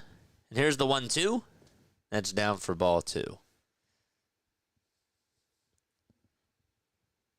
It's something that I never really thought about, but even networks like NBC Sports, they don't really allow for that. And not saying that that's a bad thing. 2-2. There's a ground ball back up the middle. Turner backhands it, throws it on over to first. It's in time for out number 1. But just naturally on here, you're going to get more perspectives from outside noises and from other fans, and you get to see their reactions in real time. Cable doesn't really allow for that. And the broadcasters specifically have to obtain everything towards the Phillies because that's just their job. But on here, it's a different platform. And we basically try to do that. But I like to add in some outside perspective, too. 0-1 to Veerlink. That's in there for strike 2. It was a curveball. So it's no balls, 2 strikes. 3-0 Tigers on a 3-run homer hit by Gleyber Torres. The 0-2 pitch from Ranger Suarez, swing and a miss. And there is out number 2. 5 strikeouts for Ranger in this ball game. So there are 2 outs.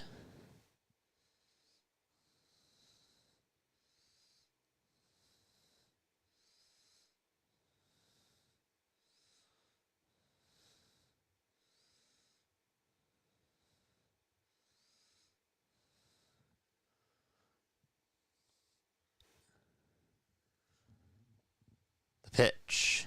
That's taken for a strike.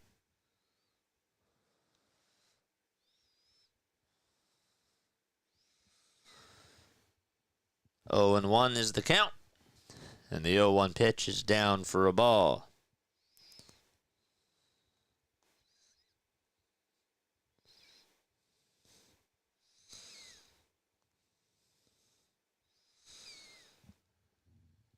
One ball, 1 strike. Suarez not wasting any time. Kicks, deals, throws it up high for ball 2.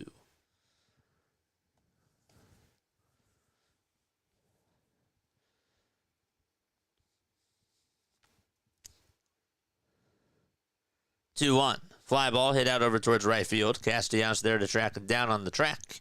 And he'll make the catch for out number 3. We're going to the bottom of the 7th. Phillies are coming up. They trail by 3. And Nick will lead it off. I'm going to ask you a Phillies trivia question. If you get the answer correct, you'll hear this. If you get it wrong, you'll hear this.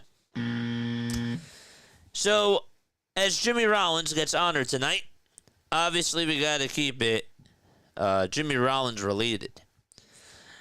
Which years, did Jimmy Rollins win the Gold Glove?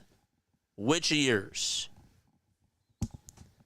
Which years did J-Roll win Gold Glove?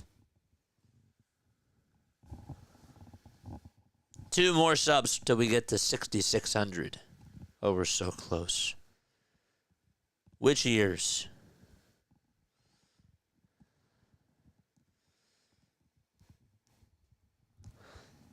'06, '07. '06? '07. I'll take that as 1. '07 is 1. '08, '09. Ding to '08. Ding to '09. Those 3 are correct. '07, '09. '07 is yes. '09 is yes. As we mentioned before. Very nice.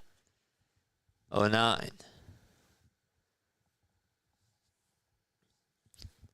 '07, '08, '09. All of them are correct.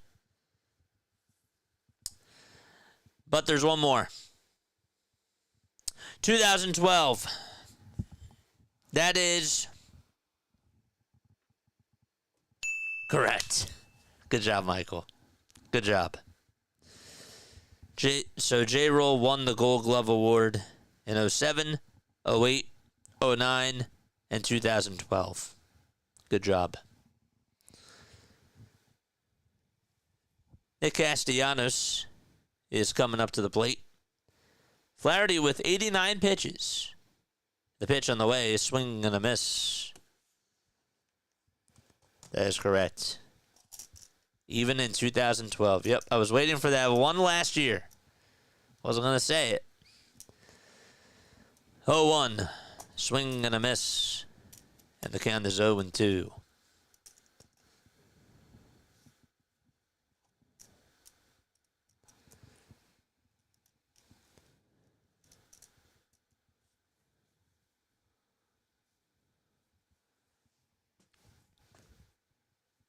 The 0-2 on the way to Casty.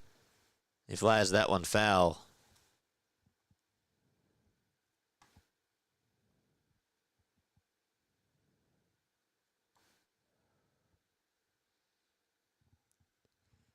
I mean, Flaherty did beat a Blue Jays team that was pretty hot, and he shut them out in 6 innings. It took a couple of years off. Yeah, it took a couple of years off. It was just going back to the playoffs those other 2 years. 1 ball, 2 strikes. In the pitch. And that is down for ball 2. I'd take Kepler over him, who has better numbers yet doesn't start. Take Kepler over who? J-Roll? 2-2 pitch. Line drive base hit by Nick Castellanos. As he got a slider right down the middle. And Nick gets on with a leadoff single in the bottom of the 7th inning.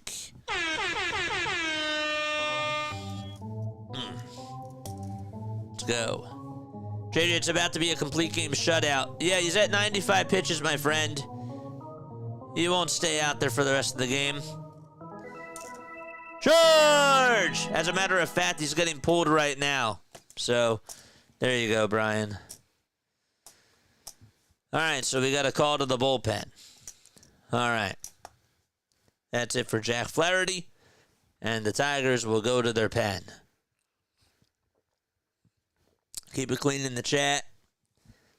Don't curse. I appreciate you for being on. Just got off the phone with my sister. Dude, you must talk to her for a while. That's I'm not saying that that's a bad thing. Like, that's a good thing. You know? But like every time I hear that you just got off the phone with her, I'm like, damn, he was probably on the phone for a while. That's a good thing, you know. I just find that to be funny. 07, 08, 09, and 12. Yes, James. Yeah. AJ Hinch, I wish we had a manager like him. Oh, Brian, but see, like, if Rob Thompson pulls out, you know, Ranger Suarez after he's throwing 6 innings of shutout baseball, I know you would be complaining about that. So now you want to say, well, AJ Hinch, I wish we had a manager like him. And maybe you still feel that way, but you say that, and it's like, well, he can do no harm. And, well, Rob Thompson makes that decision, and then you're looking the other way. I'm just saying. I got to hold you accountable. I got to hold everybody accountable on here.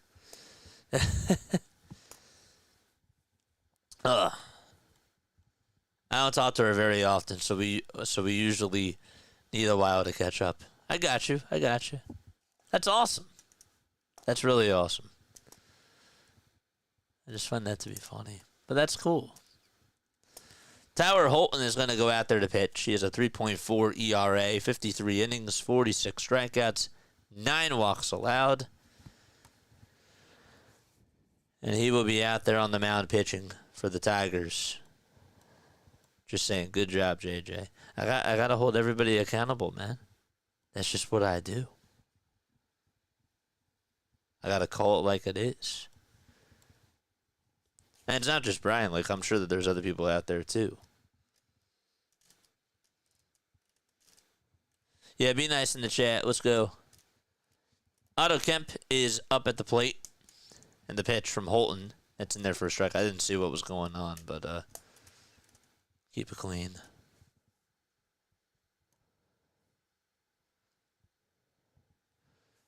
The ball is 1 strike. Here's the 0-1 to Otto Kemp. That is taken down for a ball. And the count is 1-1.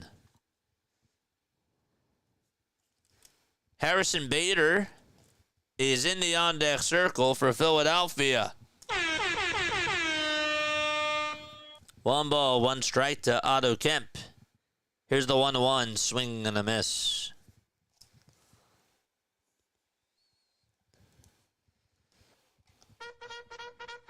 Let's go, chat. Charge! 1 ball, 2 strikes. The windup and the pitch. That's going to bounce in the dirt for ball 2. And it bounced away from Dingler, but not too far away for the runner to advance. Orion Kirkering is getting loosened up in the Phillies bullpen.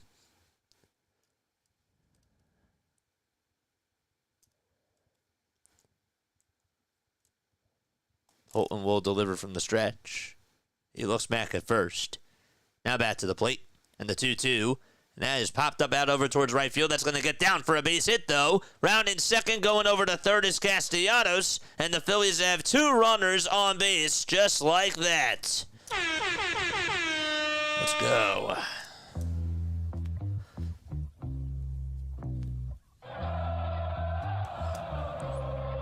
Yeah, chat.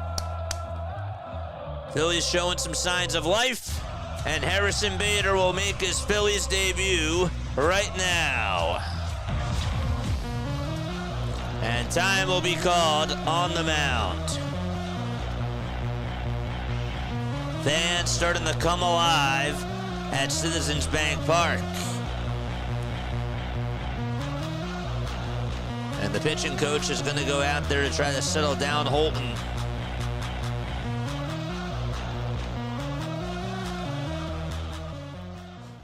Holton this year, 3.40 ERA, 46 strikeouts as well, along with a 1.06 whip. Holton has not allowed an earned run since July 13th.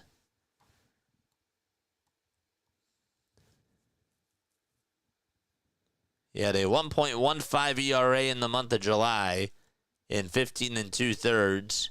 He struck out 16 batters, only allowed 1 walk. That's it. He didn't allow any walks in the month of June, which is even more impressive. Bader is up, though. All eyes on him. First pitch to Harrison Bader as a Philly is down for ball 1.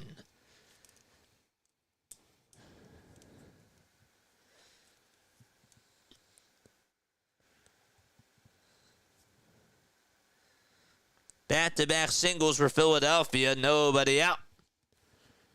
1 ball, no strikes. The 1-0 pitch, and that's down for ball 2.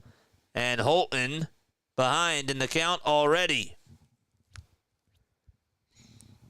Bader is hitting .258 in 96 games. Has 12 homers and 38 RBI. And Sosa is in the on-deck circle. Bader pinch hitting for Kepler. The 2-0 inside for ball 3. And the count is now 3-0 to Harrison Bader.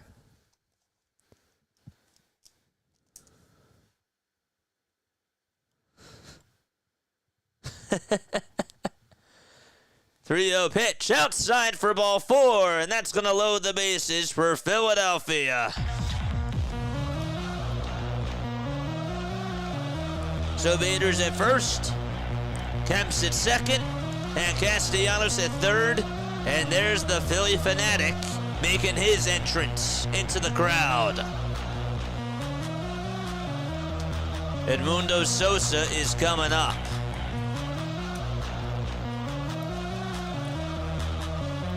He's 2 for 2 this season with the bases loaded. And here he comes. He'll be in the box. Nobody out. The pitch to Sosa. Foul ball. And it will go on out of play. Flaherty was doing his job. And all of a sudden, Holton comes on in and can't get an out. No balls, 1 strike to Edmundo, and the 0-1 swing and a miss. Got a changeup that was heading into the dirt. And Sosa bit.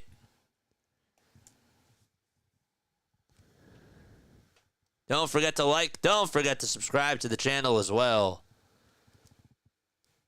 The 0-2 to Sosa. There's a line drive, and that's caught at third. And thank goodness Castellanos got back to the bag. That was a rocket hit over towards the way of Andy Ibanez. He caught lightning out of a bottle. And thank goodness he wasn't on the bag. He was away from the bag.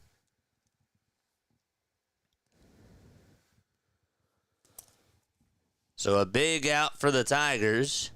And Bryson Stott is up. First pitch to Bryson. And he stares at the sinker right down the middle for strike 1.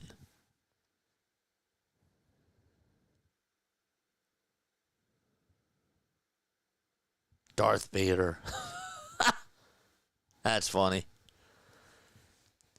The ball is 1 strike to Bryson Stott, and the pitch outside for a ball. 6,600, baby! Thank you so much. Keep going, man. Let's keep going. Infield playing at a double play depth. 1-1. Low for ball 2.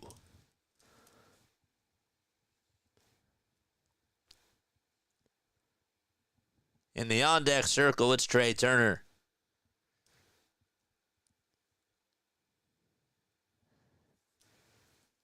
Phillies down 3-0. The 2-1 to Stott. There's a fly ball. This one's hit out to center field. This will be deep enough to get the runner from third to score. Veerling will make the catch.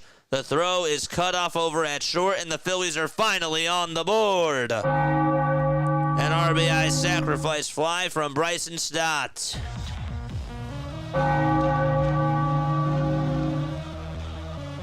It's a 2-run deficit, and Will Vest is getting warmed up in the pen already. And it looks like A.J. Hinch will make a move, and Vest will come on in just like that. He's their closer.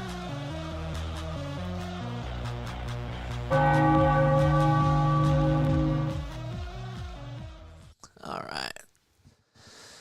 Oh, boy. Very nice. I'm surprised that they're going to Vest now. But I guess that maybe they're taking Vest out of the closer role and they're putting Finnegan in as the closer. So I guess it actually kind of makes sense. I'm like, why would they go to their closer? But I forgot that there was this thing called an MLB trade deadline, and they got Kyle Finnegan as that guy. That was...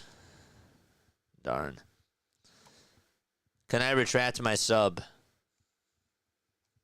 If you want to, you can. You can do it. Whatever happened to Wes Wilson? Wes Wilson is not on the team. 1 second. Let me double check that. Scratch that. I should really know this. Means I'm not doing my job. Wes Wilson is on the team. He's just not playing today. They say that he's on the roster. So.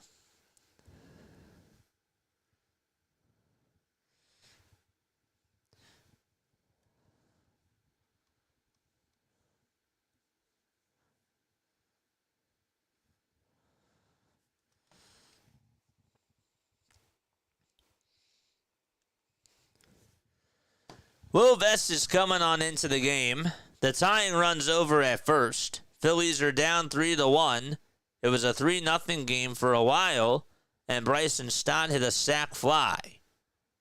2 away, bottom of the 7th. Vest is in the ball game. Has a 2.53 ERA, 2 homers allowed this year, and 51 strikeouts. And so Turner is up at the plate. First pitch to Trey. That looked low, but it's called a strike. Oh, boy.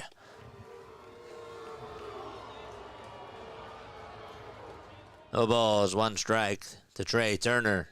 He's 0 for 3. Kemp leads off over at second. 0-1 pitch. There's a ground ball. Beats it out to right field. And Perez will get on over to it. Kemp's rounding third. He'll come on in to score. The Phillies are down by a run, and Turner comes through. A 1-run ball game, and Kyle Schwarber is up next for the Phils. Turner stayed with that pitch, drove it the opposite way, and beat the infield adjustments. The infield alignment is really what I meant to say. I was searching for the word. First pitch to Schwarber, and that's inside and low for a ball. Now it's a 3-2 game. Phillies back in business. This is what they do to you. Just when you think that they're out, they say no, and they reel you back in. Not saying that I was out. 1 ball, no strikes to Kyle Schwarber.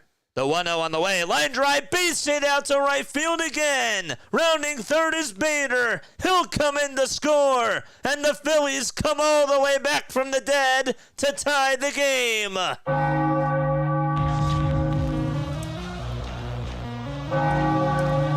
Kyle Schwarber with a rocket out to right. It wasn't a homer, but that works.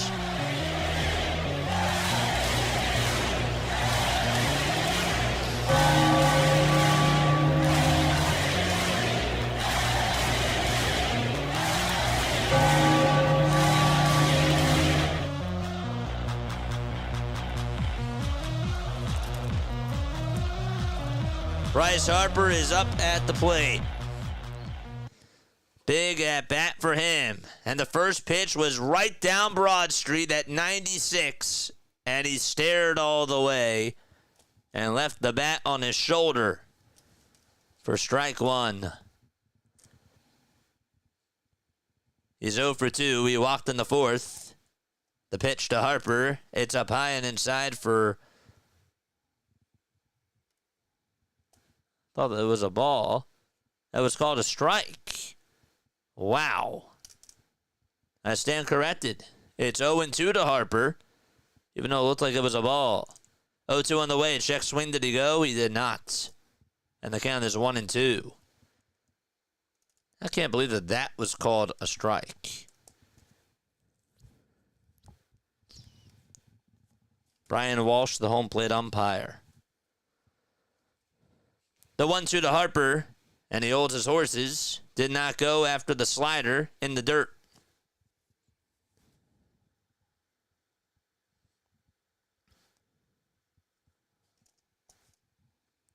Two and 2 to Harper.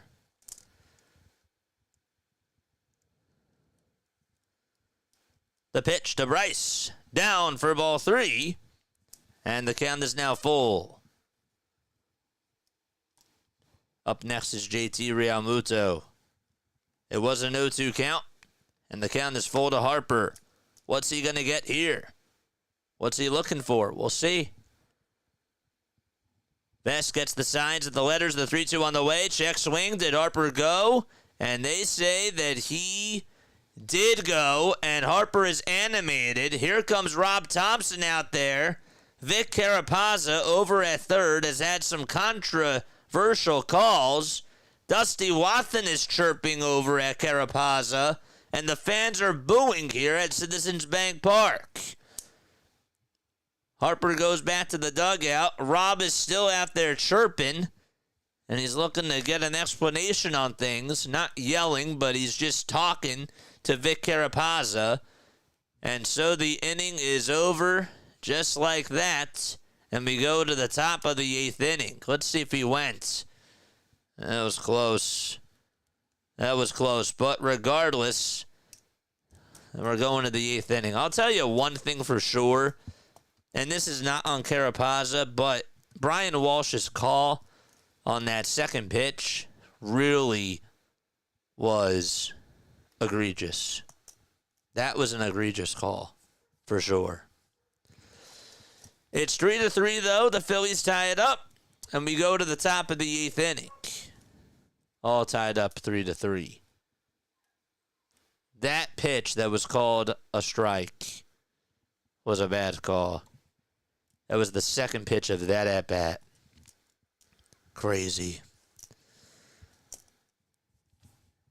Probably says, Larry, he definitely went there. Yeah, it was close. But regardless, that second pitch was awful. Hit that thumbs up button. Hit that subscribe button as well. And turn on the bell icon too. And that way you will know when we do go live. Oh, boy.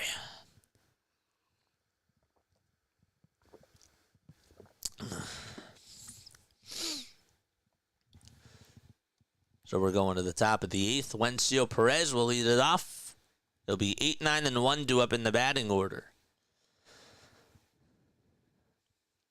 So Bader is going to play out in center. Otto Kemp is in left. And Nick Castellanos stays in right. Can you imagine if I had just said that Max Kepler stays in the game, which wouldn't have been the case, but imagine if Kepler did stay in, play it out in right. That would have been bad.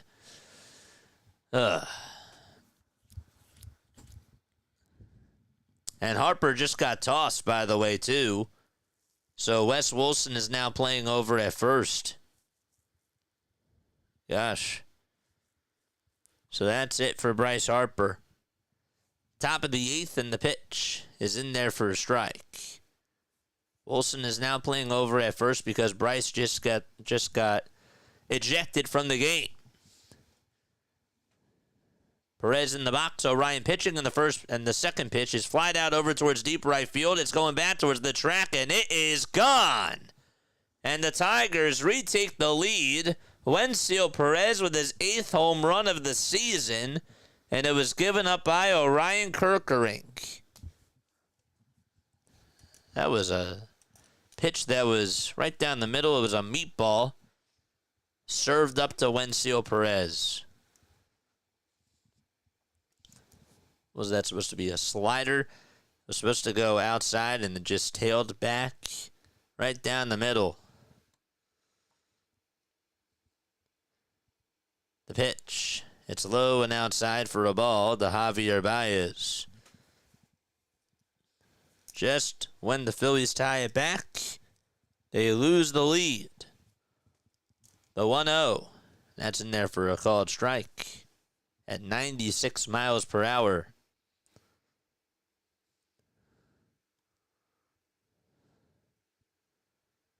Marco, you never answered my question. How do you get your text in italices? 1-1. Ground ball hit over towards short. It's picked up by Turner. The throw over to first is in plenty of time for out number 1.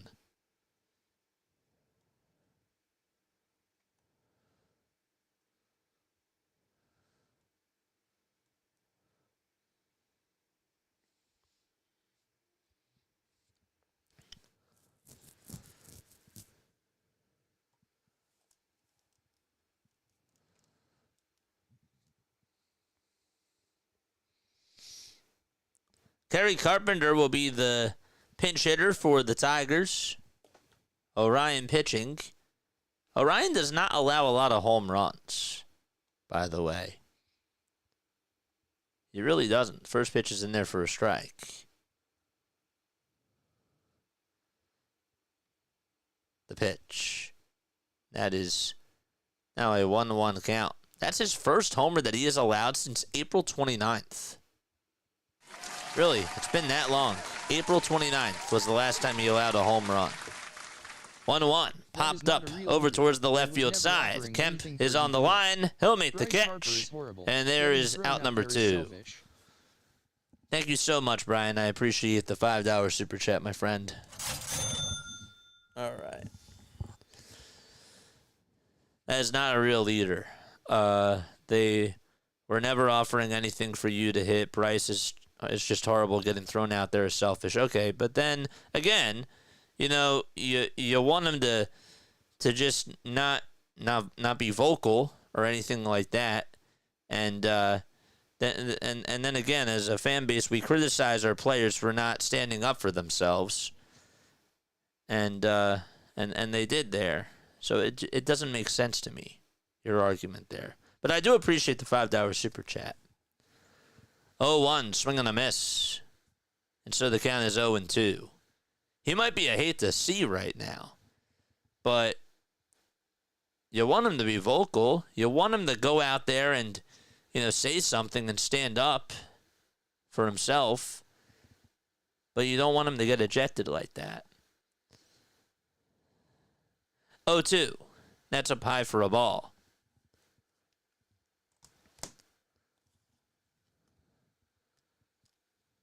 Here's the 1-2 pitch. There's a fly ball hit out over towards right field. Castellanos is there, and he'll make the grab. And so the inning is over. Nice catch there by Nick on the run. We're going to the bottom of the 8th inning.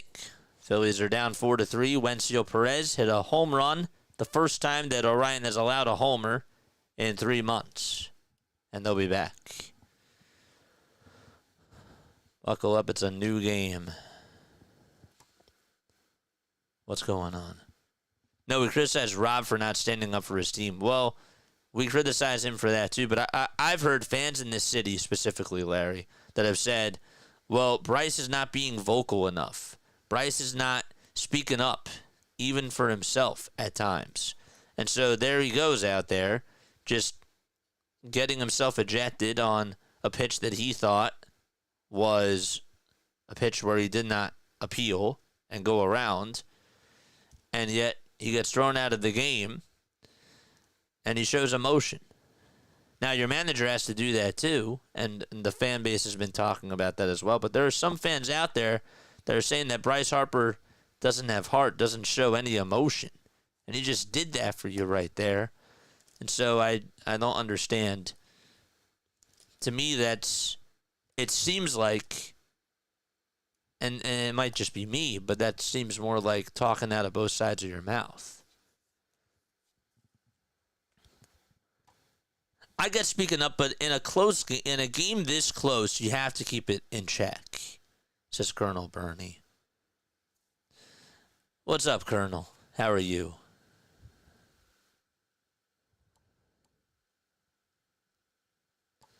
If they call junk strikes, what can you do? Yeah. He was plenty vocal when Manfred was in the locker room. Oh, yeah, for sure. I know.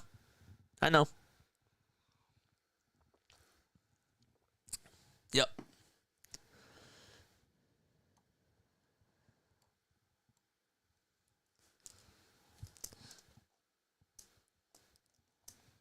All right, we're going to the bottom of the 8th inning.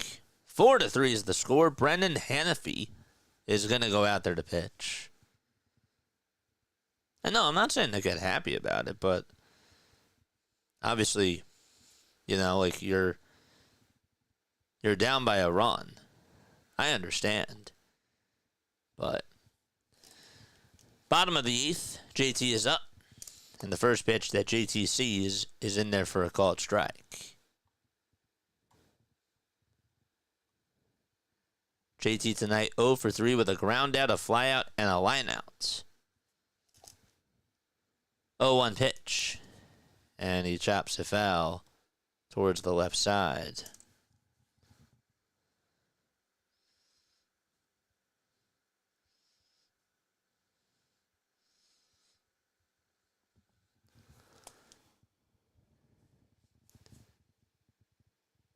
The 0-2 to JT. And he just barely fouls it off. That thing was heading right on into the dirt. And he just got the end of the bat on top of that baseball. Hanafy with a 2.96 earned run average.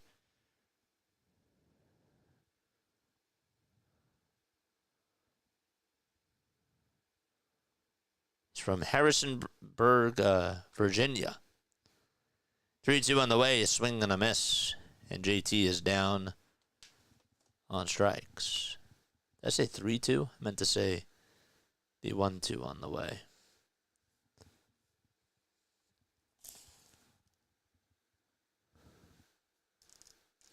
0-2. 4 pitches and a strikeout, regardless. Nick Castellanos will be the next man up. And he takes a strike at the knees on the inside edge. 363 people watching, 151 likes. Come on, chat. Let's go. 0-1. That's a foul ball. Let's go, chat. We're slacking today. We're slacking. Hit the thumbs up button. What are we doing?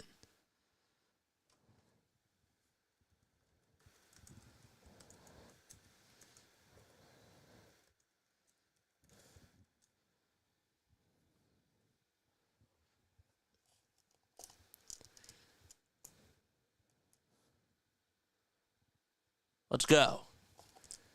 We have 397 people watching and only 150 likes. Come on, let's step it up.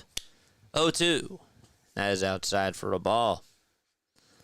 Strom is warming up the pitch. And we'll go out there for the top of the ninth. It seems. The 1-2 pitch to Nick Castellanos. That's low for ball 2.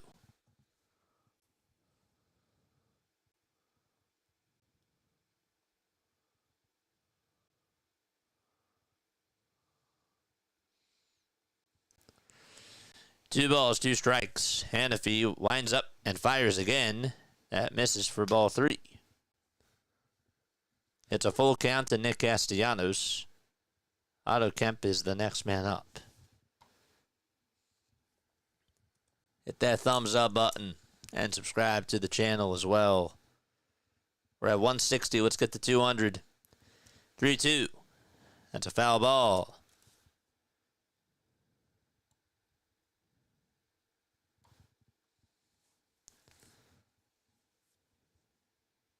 A 6-pitch at bat to Nick Castellanos. Tomorrow's game will be at 4:05.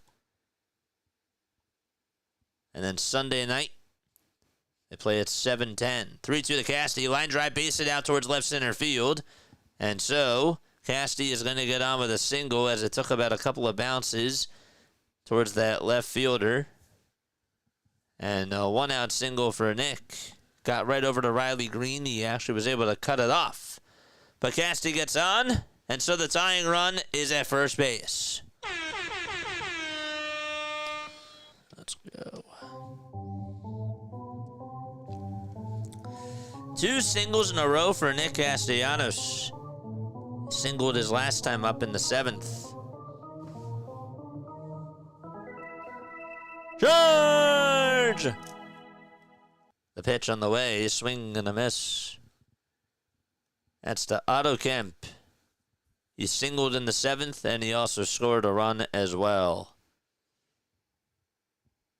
No balls, 1 strike to Otto, and the 0-1 line drive, base hit down the left field line. That's going all the way towards the corner, and Nick Castellanos is rounding third. He's being waved home. Otto Kemp goes over to second, and we're tied again.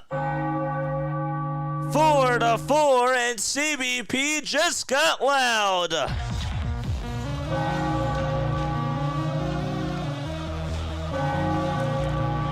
Otto Kemp in the auto zone.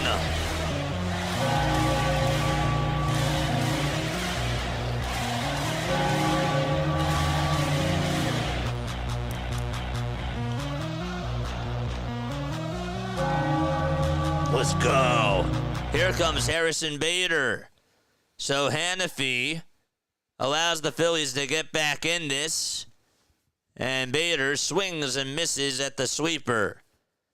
And guess who's warming up in the bullpen now? Duran is getting loose, and the fans are clapping. The 0-1 to Bader. It's a foul ball just off his knee.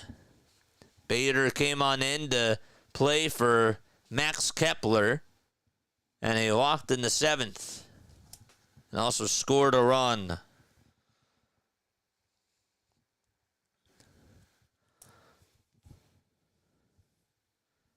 No balls, 2 strikes to Harrison Bader. The pitch, check swing, foul ball. Don't forget to like and don't forget to subscribe to the channel. Let's go!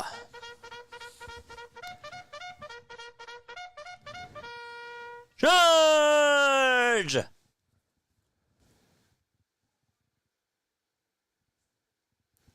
Oh, and 2 to Bader. The 0-2 on the way. Strike 3 called. Got a sinker right down the middle. And there is out number 2 as Bader goes down looking at a fastball right down Broad Street. And Edmundo Sosa will be the next man up. Would have loved him to try to swing there. I'm not sure how he didn't just pull the trigger on that. Go-ahead run at second. The pitch to Sosa. He'll ground this one over towards the mound. The throw over to first. It's wide! And Torkelson makes the diving stop. And Sosa gets on. He's over at first. And that's also going to put Kemp over at third. He was running. And so now the go-ahead run is 90 feet away from scoring.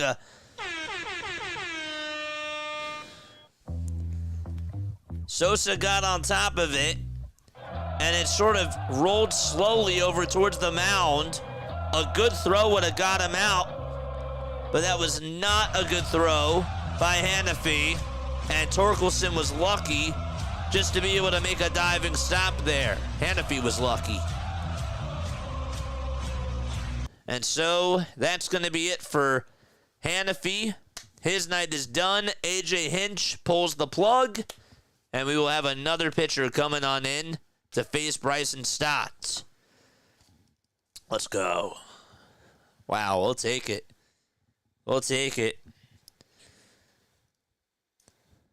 The AutoZone, baby. It's great. We love it. Who has the ball, says Gain Rope? It's not basketball, my friend. But who's up to bat? The Phillies. It's tied 4-4.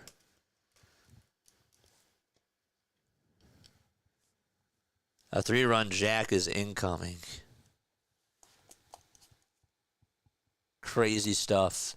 The Brewers, speaking of crazy stuff, they're up 14-4 against the Washington Nationals. And it's Stott. Yay.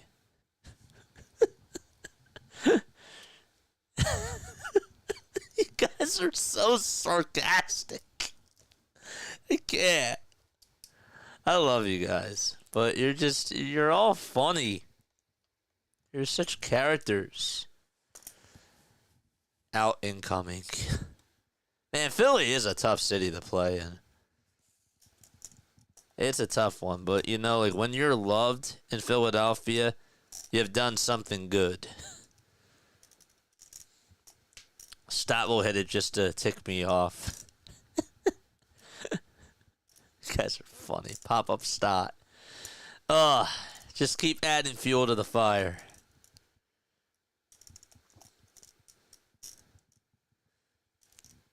Bottom of the 8th, and Brant Herter is going to go out there to pitch for the Tigers. 58 strikeouts in 53 innings. DeGlaber Torres got a single. He had a 3-run homer, my friend.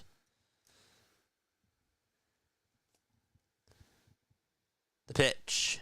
And that's in there for strike 1. We have to have the funniest chat on YouTube. Find me another chat. Find me another chat that has this much humor and sarcasm. You're right. No balls, 1 strike. That's to Bryson Stott. The 0-1. That's way outside for a ball.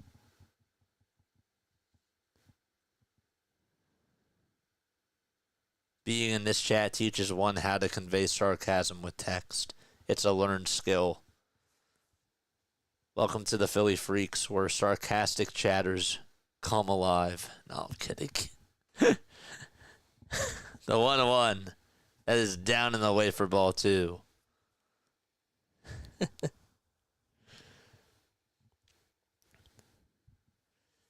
2 balls, 1 strike to Bryson Stott.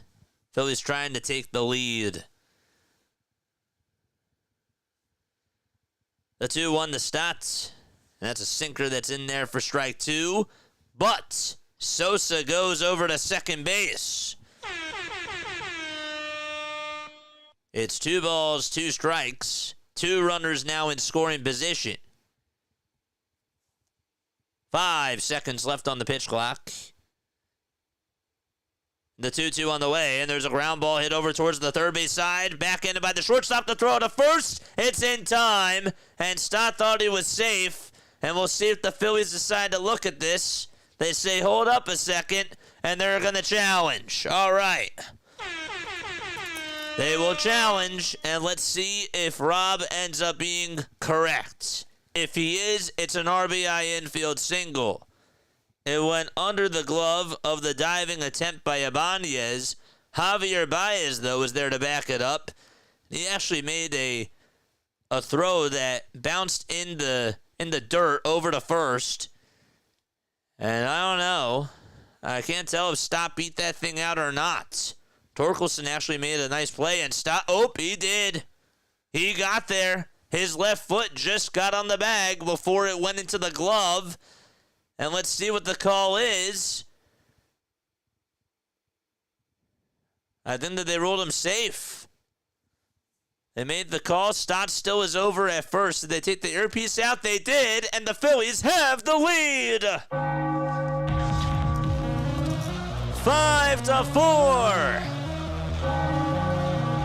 Oh, they are loud here. Stott with an RBI infield single.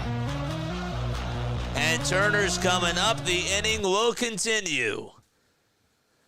2 outs, bottom of the 8th. The pitch to Turner, swing and a miss on a sweeper that was in the dirt. Stott does steal second base. Sosa is over at third. No balls, 1 strike. Otto Kemp did score. No balls, 1 strike to Trey Turner. The 0-1, it's outside for a ball. The Tigers bullpen blowing it.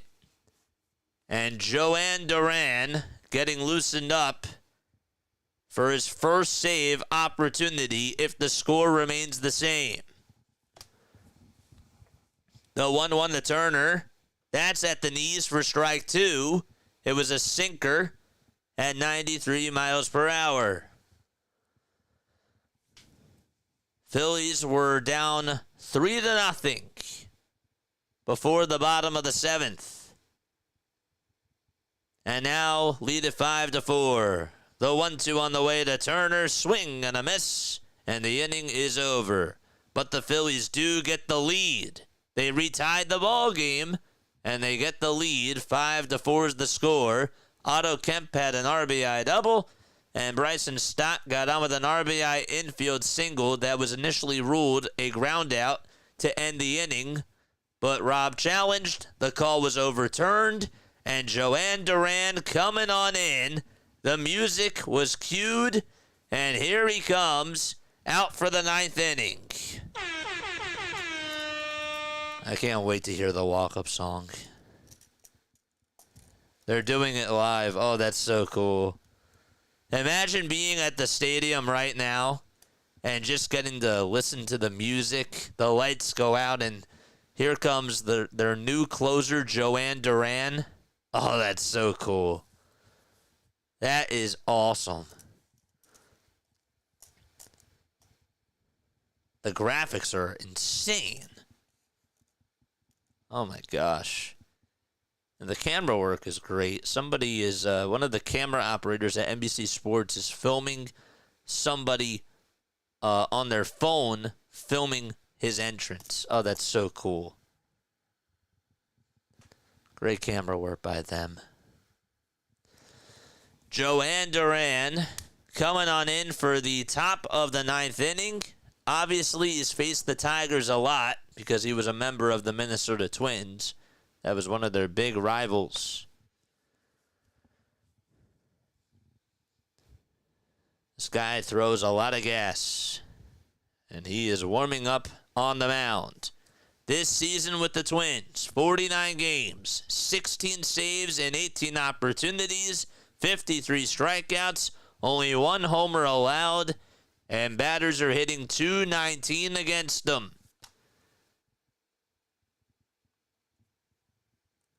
Lots of fans on their phones waiting to film Duran's debut. Big moment for him. Andy Ibanez will be the leadoff man to come up to the plate for the Tigers. Duran is 27 years old. He's a right-handed pitcher. He's from the Dominican Republic and has been in the league since 2022. His first year, he had a 1.86 ERA in 57 games. He had 89 strikeouts, 2 in 67 innings of work. Here's the first pitch to Colt Keith, who's going to pinch hit for Ibanez, and the first pitch is at 98 on the gun. And it's in there for a called strike. Don't forget to like and don't forget to subscribe to the channel. 0-1 pitch on the way. Ground ball. Hit over to shortstop. Backhanded by Turner. The throw to first. 1 away in the top of the 9th inning. Let's go. Another splitter that he went to at 98 on the gun. And there is the first out. 2 more to go. Spencer Torkelson will be batting on the right side. And he is the next man up. Torkelson in the box. Duran kicks, fires the pitch. This one's popped up over towards the first base side. Wilson says he has it. And I'll make the catch. 2 away. The Tigers down to their final out.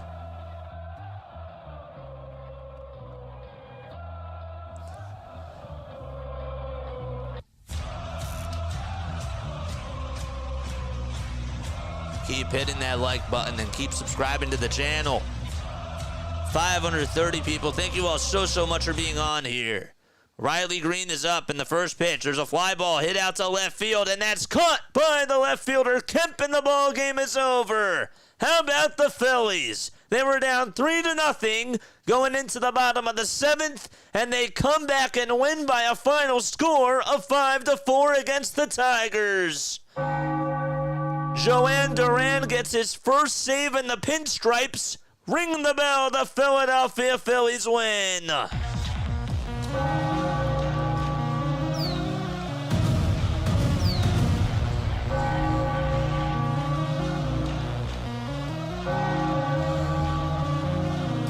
Let's go.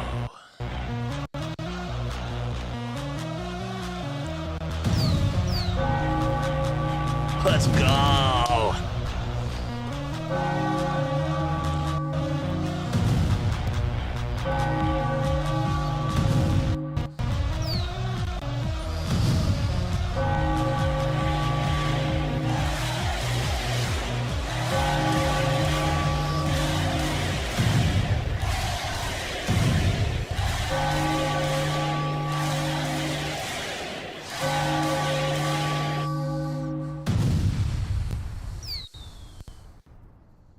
That was awesome.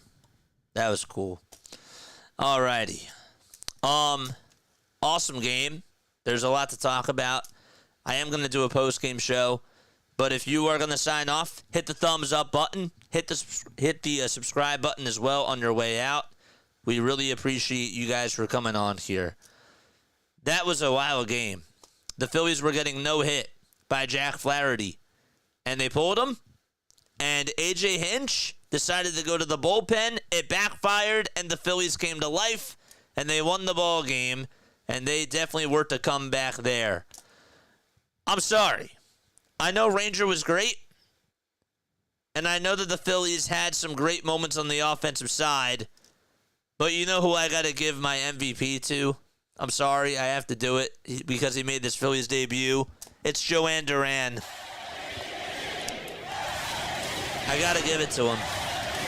New face, he comes on in, a bona fide closer, and does his job.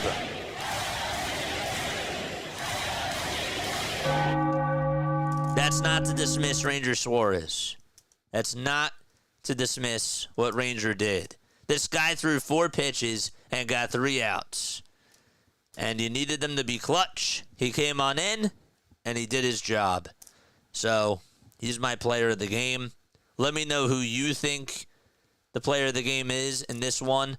The Phillies came back and they earned this win. They fought very hard. They scratched. They clawed. They got out on top. They actually first tied the game. And with the odds being against them, some would argue with losing Bryce Harper, some people still say that he's the best player on the team. I'm just saying that some people still believe that. I don't know if I believe that or not. But he's your heart and soul. You lost him, and yet you lose the lead. Orion gives up his first homer in God knows how long, 3 months. And yet, in the bottom of the 8th inning, not only did you respond, but you got the lead back. And he didn't turn back in that 9th inning. Joanne Duran, though, gosh. They say that he is 8 for 8 in save opportunities against the Tigers. We'll take it. We'll absolutely take it. It's a great debut. And I want to hear your thoughts about his debut. And I want to hear your thoughts about Harrison Bader. And also just about this Phillies team. But we're going to take a quick step off. And we'll be back in just a few moments. Just remember, though, hit the thumbs up button. Subscribe to the channel. Call on into the postgame show. 610-314-0844. I will see you all in just a few moments. Don't go anywhere. And don't change that channel.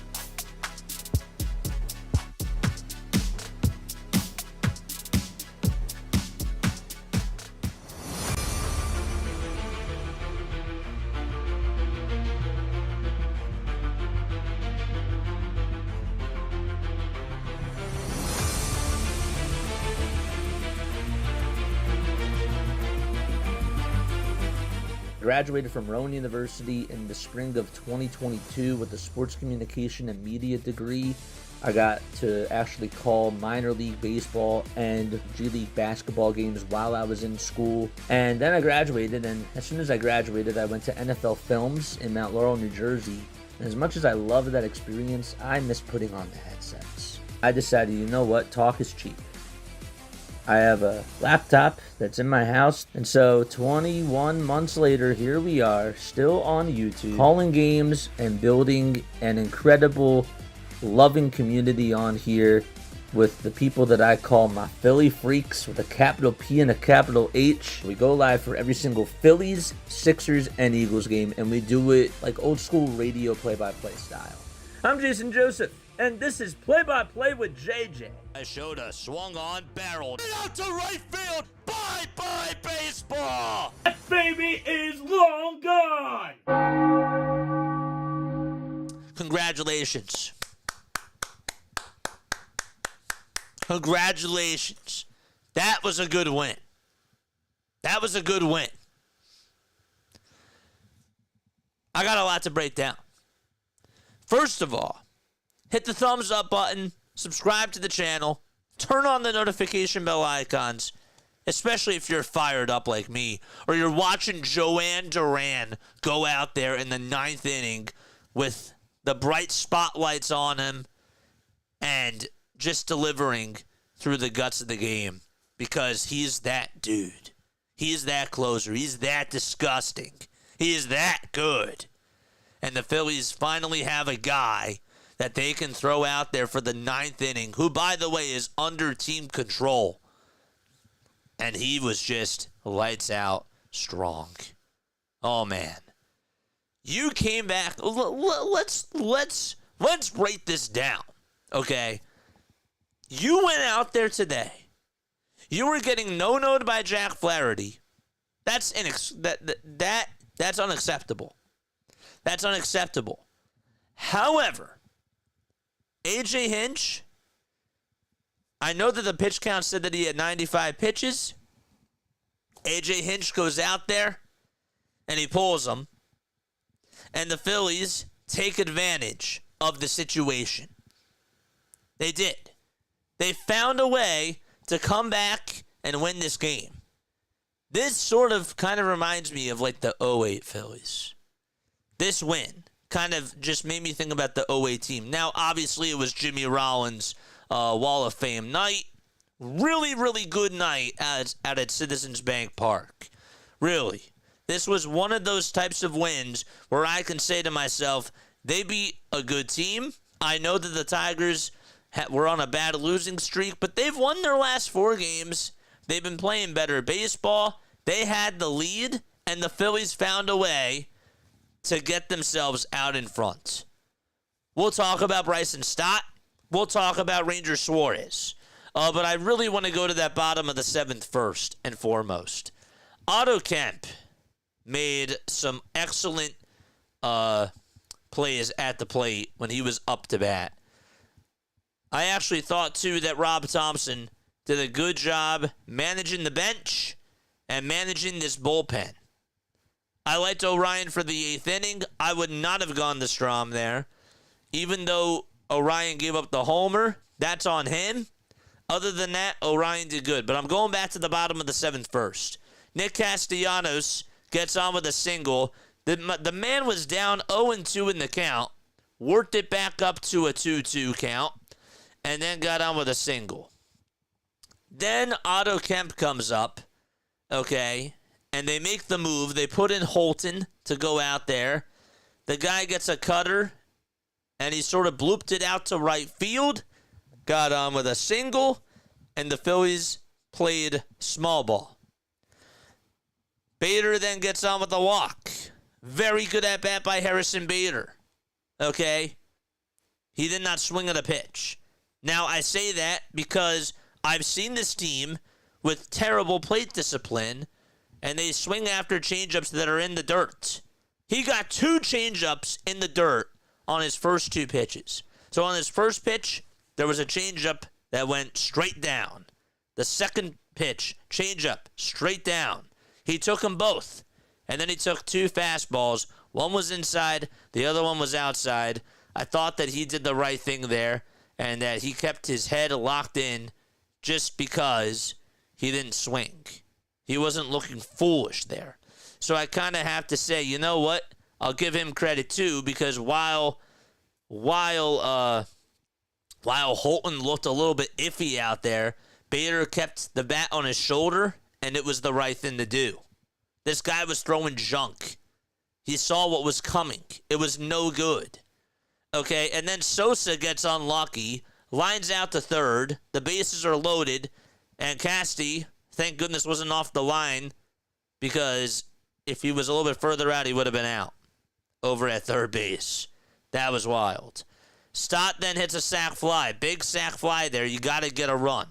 You don't come away with a run in that inning, you're going to lose the game. So they get one run there. Trey Turner goes the opposite way, beats the defensive alignment. Okay, they were playing him up the middle. The second baseman was up the middle.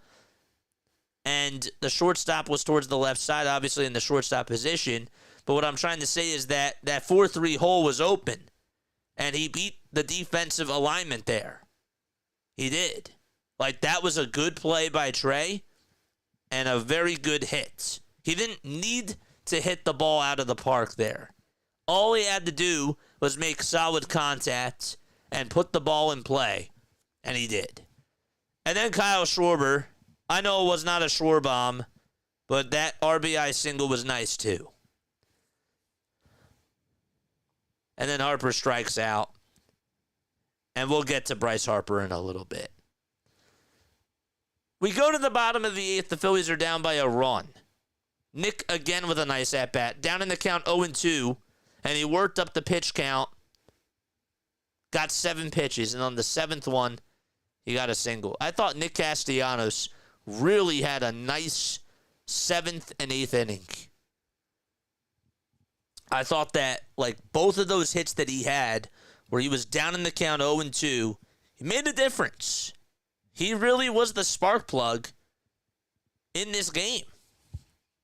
And then Otto Kemp with that RBI double, too. By the way, Nick Castellanos scored all the way from first. I mean, I know that ball was hit sharply towards that left field corner. But Nick, not a fast guy. Never said that he doesn't give it his all, though, when he's running.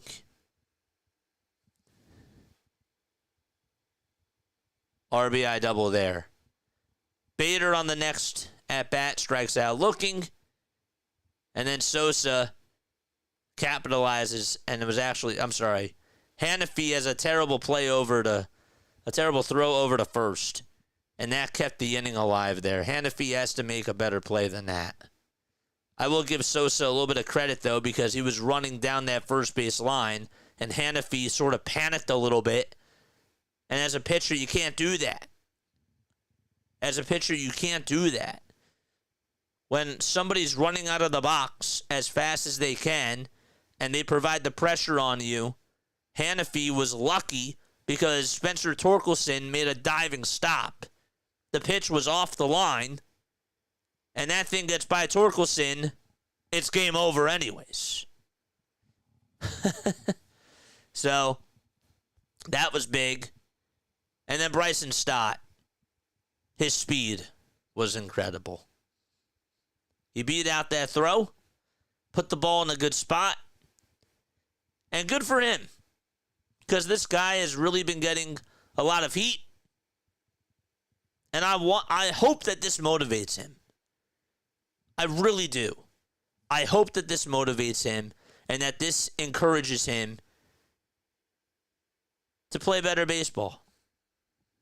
You never know. Something small like that could be maybe a turning point. Maybe I'm reaching a little bit. I don't know. But I'm hoping that he looks at that play there and says, you know, maybe I can turn this thing around. How do I feel about Bryce Harper getting ejected? You know, I agree that he shouldn't have gotten himself ejected there, because I think that at the moment in time, and somebody said this in the chat, and I thought that they were square on. At that moment in time, you're down, and if you consider yourself to be one of the best players, while, yes, you have to be vocal, you also have to understand what's at stake and what you've been doing. Like, your team needs you. Your team does need you. So, just processing everything, I can understand why people are frustrated that Bryce were getting ejected there. Now, let me tell you this.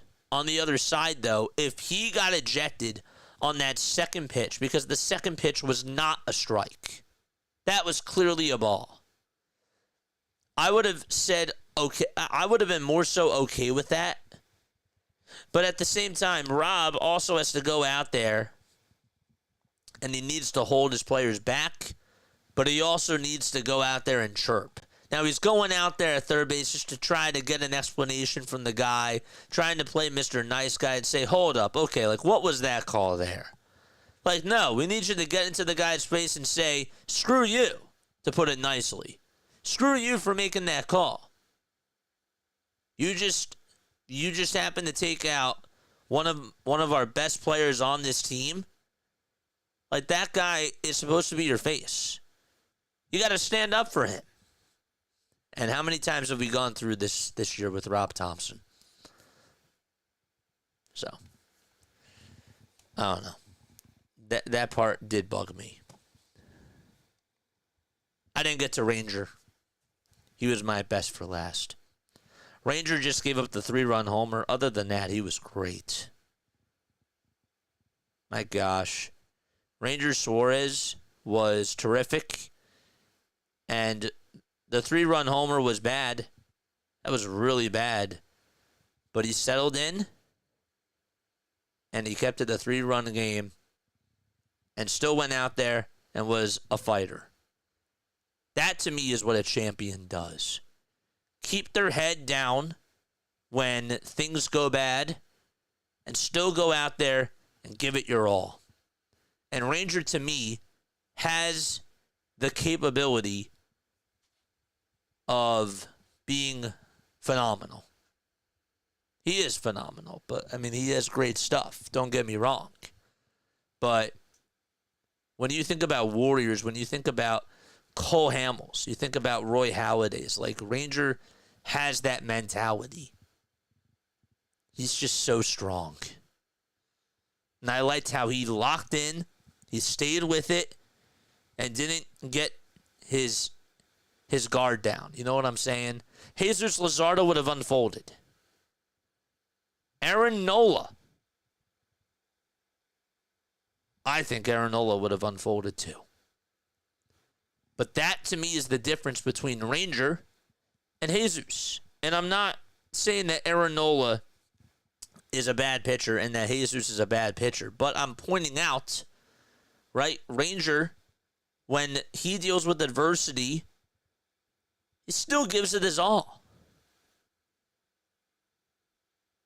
He doesn't let the pressure get into his head. That, to me, is psychological. And that's mental for these other two pitchers.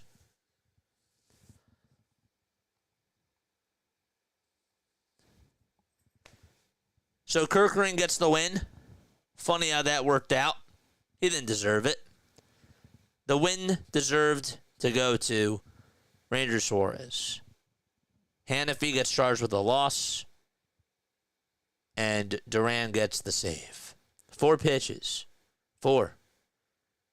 And he did great. He did. He did really, really good. All right. We're taking phone calls. 610-314-0844 is how you calling into the show. Let me know how you guys feel. And, yeah, come on into the postgame show and give me your thoughts. Let's turn off the Do Not Disturb with Google Voice. Apologize about that. There we go. All right. And we will be taking phone calls right now. We just opened them up. And as we do that, let's take a look at the text line. Actually, let's take a phone call first. What is going on? How are you feeling after this comeback victory from the Phillies? Well, Jason, I would classify this in one word, kind of storybook. Yeah. I mean, when I was watching the bottom of the 8th inning, I was praying that the Phillies would be able to scratch that run across to take the lead, knowing that you have Duran coming and what that would mean as far as the atmosphere in the park, et cetera, So I'm glad that Stott was able to provide that hit. And that's what you brought Duran in for, right? I mean, you got to give the guy a plate of food and let him eat in the ninth, and he did his job. And you know what's crazy, Sean? On the same night, Jimmy Rollins gets honored.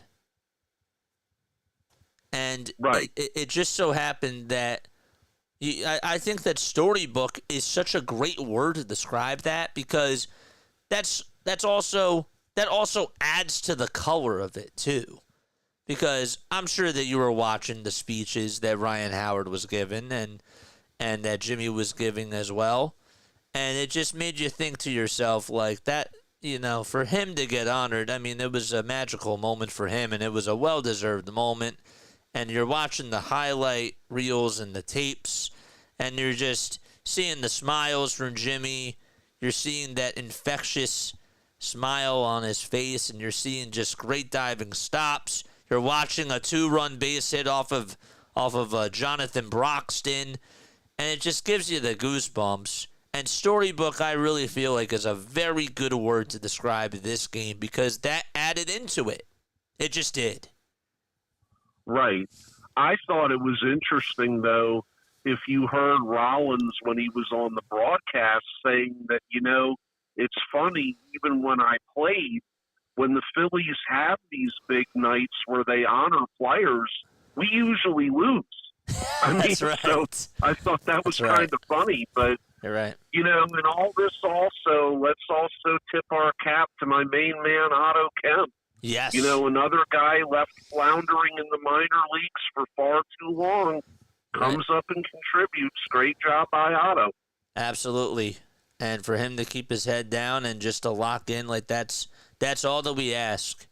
That's all that the fans want. They want people that are dogs that just understand like what their role is, and just to go out there, keep their head down, and produce. And Ranger's one of those guys too, and I respect the heck out of that, because that's just what being in Philadelphia is all about. But Otto definitely deserves his flowers. And like I said, I thought that Nick actually did a good job tonight too. We had some big-time at-bats in that 7th and even in that 8th inning just to get the rally going. But back to your point.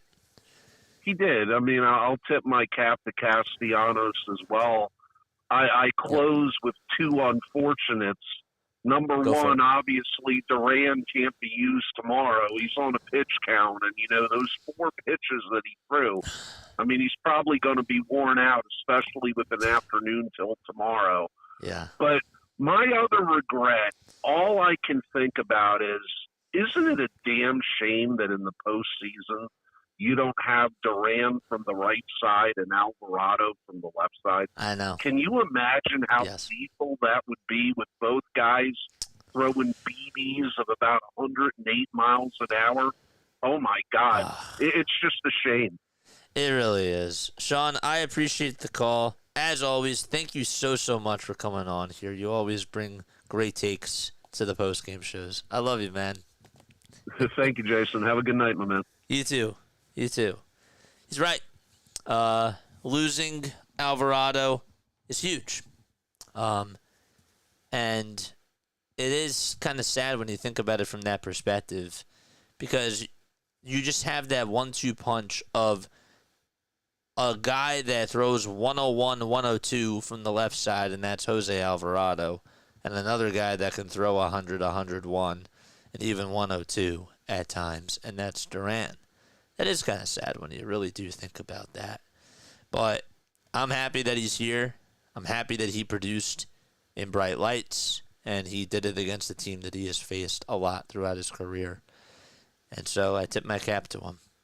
We'll take another phone call. What is going on? How are you feeling after this comeback victory by the Philadelphia Phillies? JJ, John, Richmond, Virginia. John. Hey, we came back 2 times. We didn't come back once. We came back twice. Yup. They had a response. How about that? Yes, and they did respond. They did. How do you feel about Duran as the closer when you got to see him in action tonight? Oh, I'll tell you what. The man is awesome. And the two guys that we picked up contributed in this game. They did. Yeah. The walk, and he wound up scoring. And then the pitcher comes in, 4 pitches. That's great. I love it. I feel you. It's really awesome. Man, John, I love you, dude, and I appreciate you for always calling on into the show. It means a lot to me. The Phillies, hey, the job's not done, John. They have to go out there and win the series and hopefully do well against Scubell tomorrow because he's pretty good. I hope we do, and I will catch the game, and we will do well. Yes. Again, I'm one of your Philly freaks. Yes, you are. Yeah.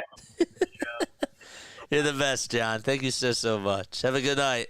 JJ, have a good night. I will sleep good tonight. Yes, absolutely. John, oh, man. No, see, like, this is the type of win, like, where we just feel good and where we just say, you know, this was a nice win. This was a feel-good win. And Sean really did put the nail in the coffin and say that this was a storybook game. This had storybook written all over it. I love that. I love that. This wasn't their best win of the season, but this was a very solid win. A very solid win. We can talk about the narratives too all day, but guess what? I have other people calling on into the show, and I'm sure that you guys want to come on and talk. So that's why we're taking phone calls now. And so we have our third caller on right now. He is on play-by-play with JJ. What is going on? How are you? Good. How you feeling after this win, my friend? Well, I came back from the Chicago games and it was fun. Yeah, you had a good time? Yeah, I caught a Schwarber home run, though. Yeah, you caught a Schwarber homer? Yeah. Dude, that's so sick. Oh, that's so cool. What'd you do with the ball? I got a sign by him. Nice. That's so cool, dude. That is so sick. How about that? I'm so happy I saw Kevin Durant to pitch his first game of the season. Yeah. Yeah, dude. He did so great. He did so great tonight. I really like Duran. I think that he is really, really something. After yeah. I'm sorry, I didn't mean to cut you off. I think he should stay with us for the rest of the season. I agree. I think he should be the closer too. I really do. He has good stuff. I mean, like when you're throwing like 101, 102, oh, it's just beautiful. He's a new Paul Scheme. Yeah, I like that. I like that a lot. Oh man, Alex, always great to talk to you, man. I'll talk to you soon, okay? It was like, what do you think? I feel like I go all the way to the World Series with this guy. Dude, I think it'd be great. I would love it. I would love to see them go to the World Series with Duran. That'd be so cool. You have to admit it. My cat over here is so excited the Phillies won. Thanks, Drew. You want to say hi? Say hi. Aw, that's so cute. All right, Alex, I got to keep the line going. I'll talk to you later, though, okay? Talk to you later. Go, Phil. All right, go Phils. Dude, great phone call, as always. Another really good one. Duran is just good. Like, I know it's just one outing, but I was really, and I didn't get to really address how I was feeling about the signing because I didn't really have time to react during the moment, and I wanted to wait until after the deadline, and then I couldn't go on yesterday because I have some stuff going on this weekend. But I really like the signing. I really like Duran. He's a top 3 closer in baseball. He's a top 3 guy. We'll take another phone call. What's going on? You're on play-by-play with JJ's post-game show from Phillies baseball. How you feeling after this comeback victory by the Philadelphia Phillies? Gotta say, I'm surprised. I didn't think they were going to win since the Tigers were thinking they're playing against the Tigers, but they come back win, and that's my expectation. How sweet is it? Not only that you won when the night that Jimmy Rollins and also Ed get honored too, but like you do it in front of your home crowd, and Duran comes on in to pitch in his first game in the pinstripes, and you're watching the lights go out. You're watching him enter on into the 9th inning and just dominate. I was surprised they showed him, and that entrance. Woo! That was literally him like having a full aura. Yeah. Coming out of the bullpen. Like lights going out, like everyone recording everything. Like that is how you do a debut. Yes. That is how you do a debut. Yes. Yes. Absolutely. I loved every second of it. I want to ask you this. Okay, now that you saw Duran out there, does it give you more confidence in this bullpen? Or do you still feel the way that you feel, but you're like, yeah, okay, like if we can get to the 9th inning, then this guy's it. Like how do you feel about the bullpen now that he's a part of it? Well, I still need to see more of Duran a little bit before I can, say that, That's fair. I want to see more, That's from fair. him That's fair. pitching. That way, I can get a clear decision. But so far, it's kind of seems that we got a closer. Yeah. Because he did pitch very efficiently during the top of the 9th inning. He did. But he seems very promising. I still got to see more from him so that we can get a good decision. That's fair. That's totally fair. That's totally fair. I appreciate your take on that. My man, Cool J, thank you so much for calling on in. I got to keep the line going, but always a great phone call with you. Go Phillies, man. Of course, man. Go Phils. Yes. Ugh. I have the goosebumps. I'm excited. I'm excited, and I'm very happy for this team. But the job's not done. Okay, this is me trying to be serious. It's like me talking to my dog, right? My dog is very pretty. My dog is very cute. Okay, she's the sweetest thing ever. But she could take a blanket, or she could have something in her mouth and still look adorable with it. You drop that. You drop that, Reese. You got to drop it. And she might look so cute, but I got to be stern, right? And the same thing with my Phillies here. Oh, I'm excited that Joanne Duran came on in to close that 9th inning and that the Phillies came back to win. But, man, you better go out there tomorrow, give Zach Wheeler run support, and just dominate against Tariq Skubal. I know that that's going to be hard. It's not going to be easy. But, man, you take that game tomorrow, and we're feeling great. We're feeling really good. We'll play some text messages, and then that's going to wrap it up for me, because I do have to get going. Let's see. Let's see what else we have. Stay awesome, JJ. See you Sunday. Sounds good, man. And thank you all so much for the subs. It means so much to me. Right? He needed a much-needed change of scenery. A 4-pitch save. That was awesome. That was great. What else was I saying? Casty's hit with a full count was great. It was. It was really great.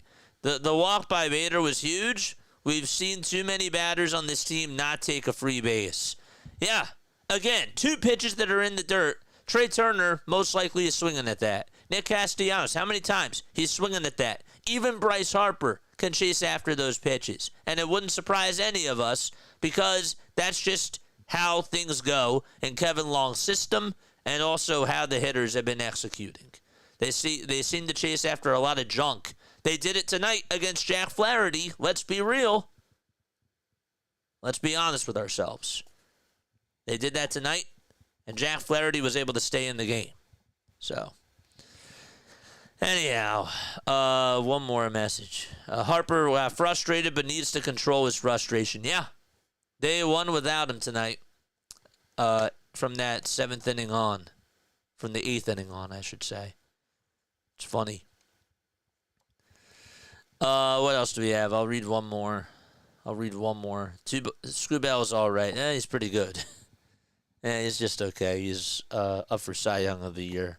Cy Young in the American League. So he's just okay. All right. That's it for me. All right. I will be on, not tomorrow. I have somebody filling on in for me. Don't want to tell you who it is. Want to keep you all surprised because that's just what I do. And I don't like to always tell you guys everything. But I will be back on Sunday. Make sure that you guys watch the game and give support to whoever fills on in for me tomorrow. I already know who it is. He's great.